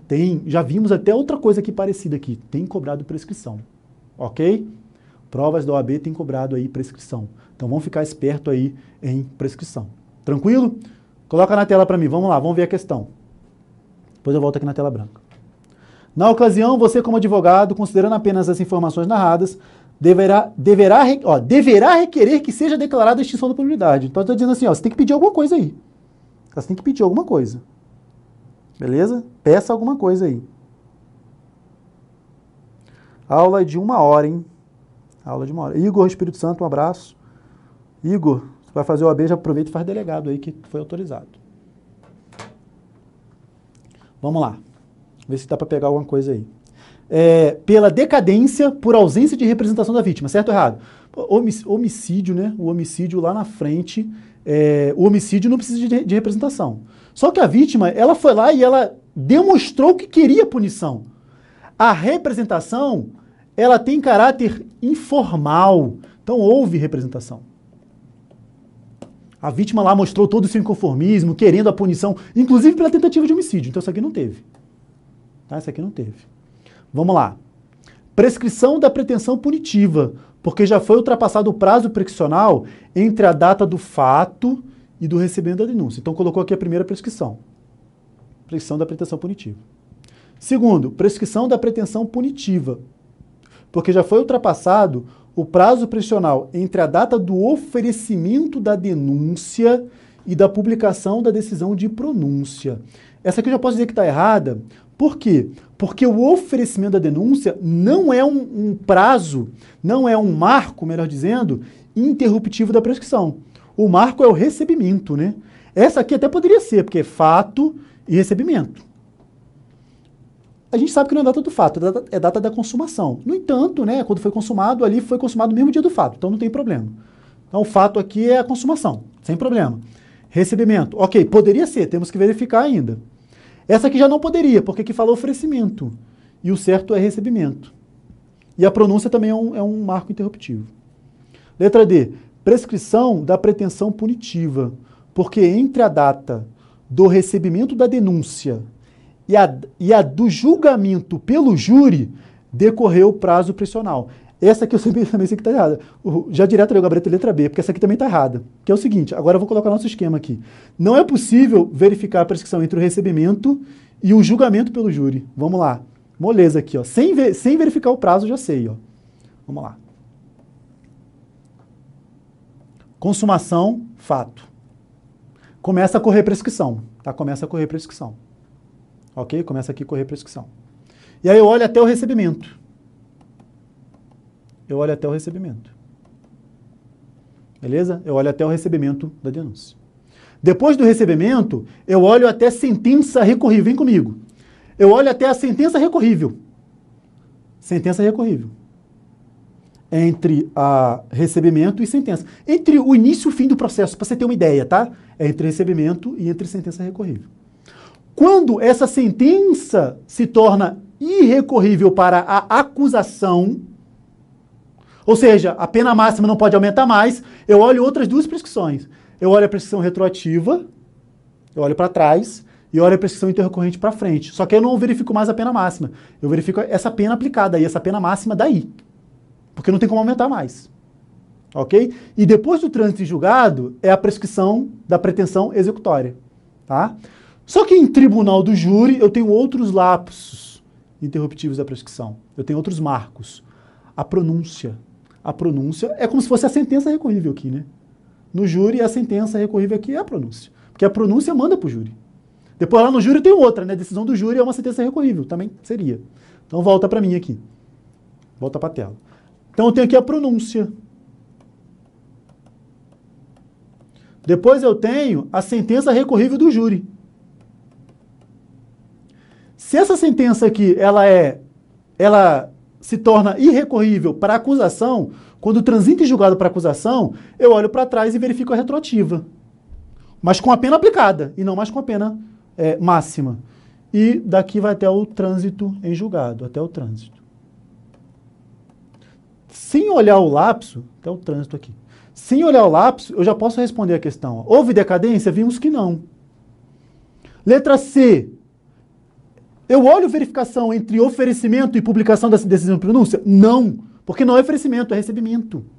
Letra D. Prescrição da pretensão punitiva, porque entre a data do recebimento e a do julgamento pelo júri decorreu o prazo. Entre o recebimento e o julgamento pelo júri, não verifico esse prazo todo aqui, porque na pronúncia interrompe, na pronúncia zera. Então não seria possível prescrição olhando esse prazo todo. Só sobrou a letra B, né? Prescrição da pretensão punitiva, porque já foi ultrapassado o prazo prescricional entre a data do fato e do recebimento da denúncia. Vamos verificar esse prazo aí, né? Vamos verificar esse prazo. No final, só cuidado aqui, que é o seguinte, ó. Crime de 0 até 1 ano prescreve em 3. De 1 até 2 prescreve em 4. Só que esse 1 aqui é fechado 1, fechado em 2. O primeiro caso é menor que 1 ano. E no caso ali da lesão leve, é crime com pena máxima em 1 ano. Crime com pena máxima em 1 ano prescreve em 4. Mas como ele tem 20 anos, corta pela metade, prescreve em 2. Tá a prescrição aqui em 2 anos. Então você tem que pedir a prescrição de 2 anos. No caso aqui, o fato é em 28 de agosto de 2011. Tá, 28 de agosto de 2011. E o recebimento da denúncia é em 28 de agosto de 2013. Portanto, 2 anos. Portanto, prescrição. Ok? A prescrição estava aí. Beleza? Tivemos uma prescrição entre o fato e o... Lembrando que prazo pensional, prefiro contar de acordo com a regra penal, né? Inclui o primeiro dia, exclui o último. Portanto, quando dá 28 de agosto, já ultrapassou aí o prazo de 2 anos. Portanto, houve prescrição da pretensão punitiva. Da prescrição da pretensão punitiva. Só olhando aqui, João foi pronunciado 28 de agosto, tal. Decisão da pronúncia foi em 23 de agosto de 2015. Então a pronúncia se deu em 23 de agosto aqui, ó. Aqui 28, aqui 28, aqui 23. Então não houve prescrição aqui, ó. Não houve prescrição porque não passou 2 anos aí. Beleza? Não passou esses 2 anos. Tranquilo? Pode vir comigo. Pessoal, uma questão que deu trabalho, mas só na maldade você acertava. E prova da OAB é isso, é maldade. Tem que pegar o máximo de questões na maldade, mesmo sem saber ali a fundo. Essa daqui, mesmo que você não soubesse a contagem do lapso prescricional, só conhecendo a regra dos marcos interruptivos da prescrição, recebimento da denúncia, pronúncia, sentença irrecorrível, você já matava a questão. Que não houve decadência ali, porque, apesar de ter sido lesão corporal leve, que é necessária a representação, salvo em Lei Maria da Penha, né, que Lei Maria da Penha não é preciso, não seria possível a decadência, porque a vítima não representou diretamente, mas a representação é informal, ele queria a continuidade, ok? Só aí você já matava a questão, tranquilo? Vamos verificar, coloca na tela aí para verificar aqui as perguntas, vamos lá. Aí a questãozinha, gabarito letra B de bola. Se no momento da pronúncia entrar com recurso, qual é o efeito? Interrompe e a decisão confirmatória da pronúncia também interrompe. Entendeu? Vou te chamar de múmia, né? É o que está escrito. Múmia. A pronúncia interrompe, a decisão confirmatória da pronúncia também interrompe. Tá? Também interrompe a prescrição. Vamos fazer só mais uma aqui para a gente poder fechar. Mais uma tranquila aí. Pedro, que essa daí foi mais difícil, o pessoal ficou meio bolado aí, né? Vou pegar o mais fácil aqui. O 2017 aqui também, do 23. Pedro, jovem rebelde, sai à procura de Henrique, 24 anos, seu inimigo. Com a intenção de matá-lo, vindo a encontrá-lo conversando com uma senhora de 68 anos de idade. Pedro saca sua arma, regularizada e cujo porte era autorizado, e dispara em direção ao rival. Ao mesmo tempo, a senhora dava um abraço de despedida em Henrique e acaba sendo atingida pelo disparo. Henrique, que não sofreu qualquer lesão, tenta salvar a senhora, mas ela falece. Diante da situação narrada, em consulta técnica solicitada pela família, deverá ser esclarecido pelo advogado que a conduta de Pedro, de acordo com o Código Penal, configura, vamos lá, letra A, homicídio doloso, letra B, homicídio doloso, letra C, homicídio culposo, letra D, homicídio culposo. Então a pergunta, ele atirou ali no... Quem foi o nome do outro? Ele atirou Henrique, né? Tirou Henrique e acertou a senhora. Matar a senhora é homicídio doloso ou culposo? Eu aplico aqui, apesar de ser erro de execução, 73, eu aplico a regra do erro em persona, artigo 20, parágrafo 3º do Código Penal. Eu considero as condições e qualidades da vítima pretendida, aquela que eu queria matar, aquela que eu queria acertar. Logo, eu responderei por um homicídio, porque contra ela foi culposo, mas eu respondo como se fosse ele, e contra ele foi doloso. Logo, eu respondo como se fosse ele, homicídio doloso. Tá? Respondo por homicídio doloso, como se fosse ele. Ok? Pode colocar na tela. Artigo 20, parágrafo 3º do Código Penal. Então não é culposo. Colocou aqui, ó, crime de homicídio culposo e de tentativa de doloso. Nesse caso, no erro de execução, eu considero as qualidades e condições da vítima pretendida. Como eu acertei uma só, isso aqui é chamado de erro na execução com unidade simples. No erro na execução com unidade simples, responde por um crime só. Tá? Responde por um crime só. Isso aqui está fora. Isso aqui também está fora porque é culposo. Então, letra A, crime de homicídio doloso consumado apenas com causa de aumento em razão da idade. Letra B, crime de homicídio doloso consumado apenas sem causa de aumento em razão da idade. Vem comigo. Com ou sem causa de aumento em razão da idade dela? Com ou sem causa de aumento em razão da idade? Sem a causa de aumento. Por quê? Porque eu considero as condições e qualidades da vítima pretendida, chamada vítima virtual. Artigo 20, parágrafo 3º do Código Penal. Portanto, gabarito na tela. Crime de homicídio doloso consumado apenas sem causa de aumento. Gabarito letra B. Ok? Gabarito letra B. Pode vir comigo. Pessoal, infelizmente, o Wesley marcou letra A aqui. Mas a maioria, Andréia, Ana Paula, Thaís, letra B. Muito bem. Prescrição penal é chata, Ana Paula. Eu sei, dá uma estudada, porque vai cair uma, duas questões. Eu não quero que você perca essas questões. Eu já vi muita gente ficar por uma questãozinha lá na OAB. Fica por uma só. Porque às vezes o cara tem um domínio lá de tributário, constitucional, de trabalho, faz a peça dele de trabalho, e aí fica por uma questão de penal. Outro macete é a 8.906, o Estatuto da OAB. Cai muitas questões de estatuto, tem que decorar, não pode errar a questão de estatuto. Tá? Não pode errar de questão de estatuto de jeito nenhum. Beleza? Então, com isso, termino aqui o meu prazo, meu lapso, minhas questões. Um abraço a todo mundo. Desejo para vocês uma boa prova lá no 8 de abril. Vá com tranquilidade, tá? Faça uma excelente prova. Lembrando, metadinha, fez as 40, tá valendo para sua aprovação, para você cair firme aí para a segunda fase e pegar a sua sonhada carteirinha do AB. Um abraço. Espero vocês numa próxima oportunidade. Tchau.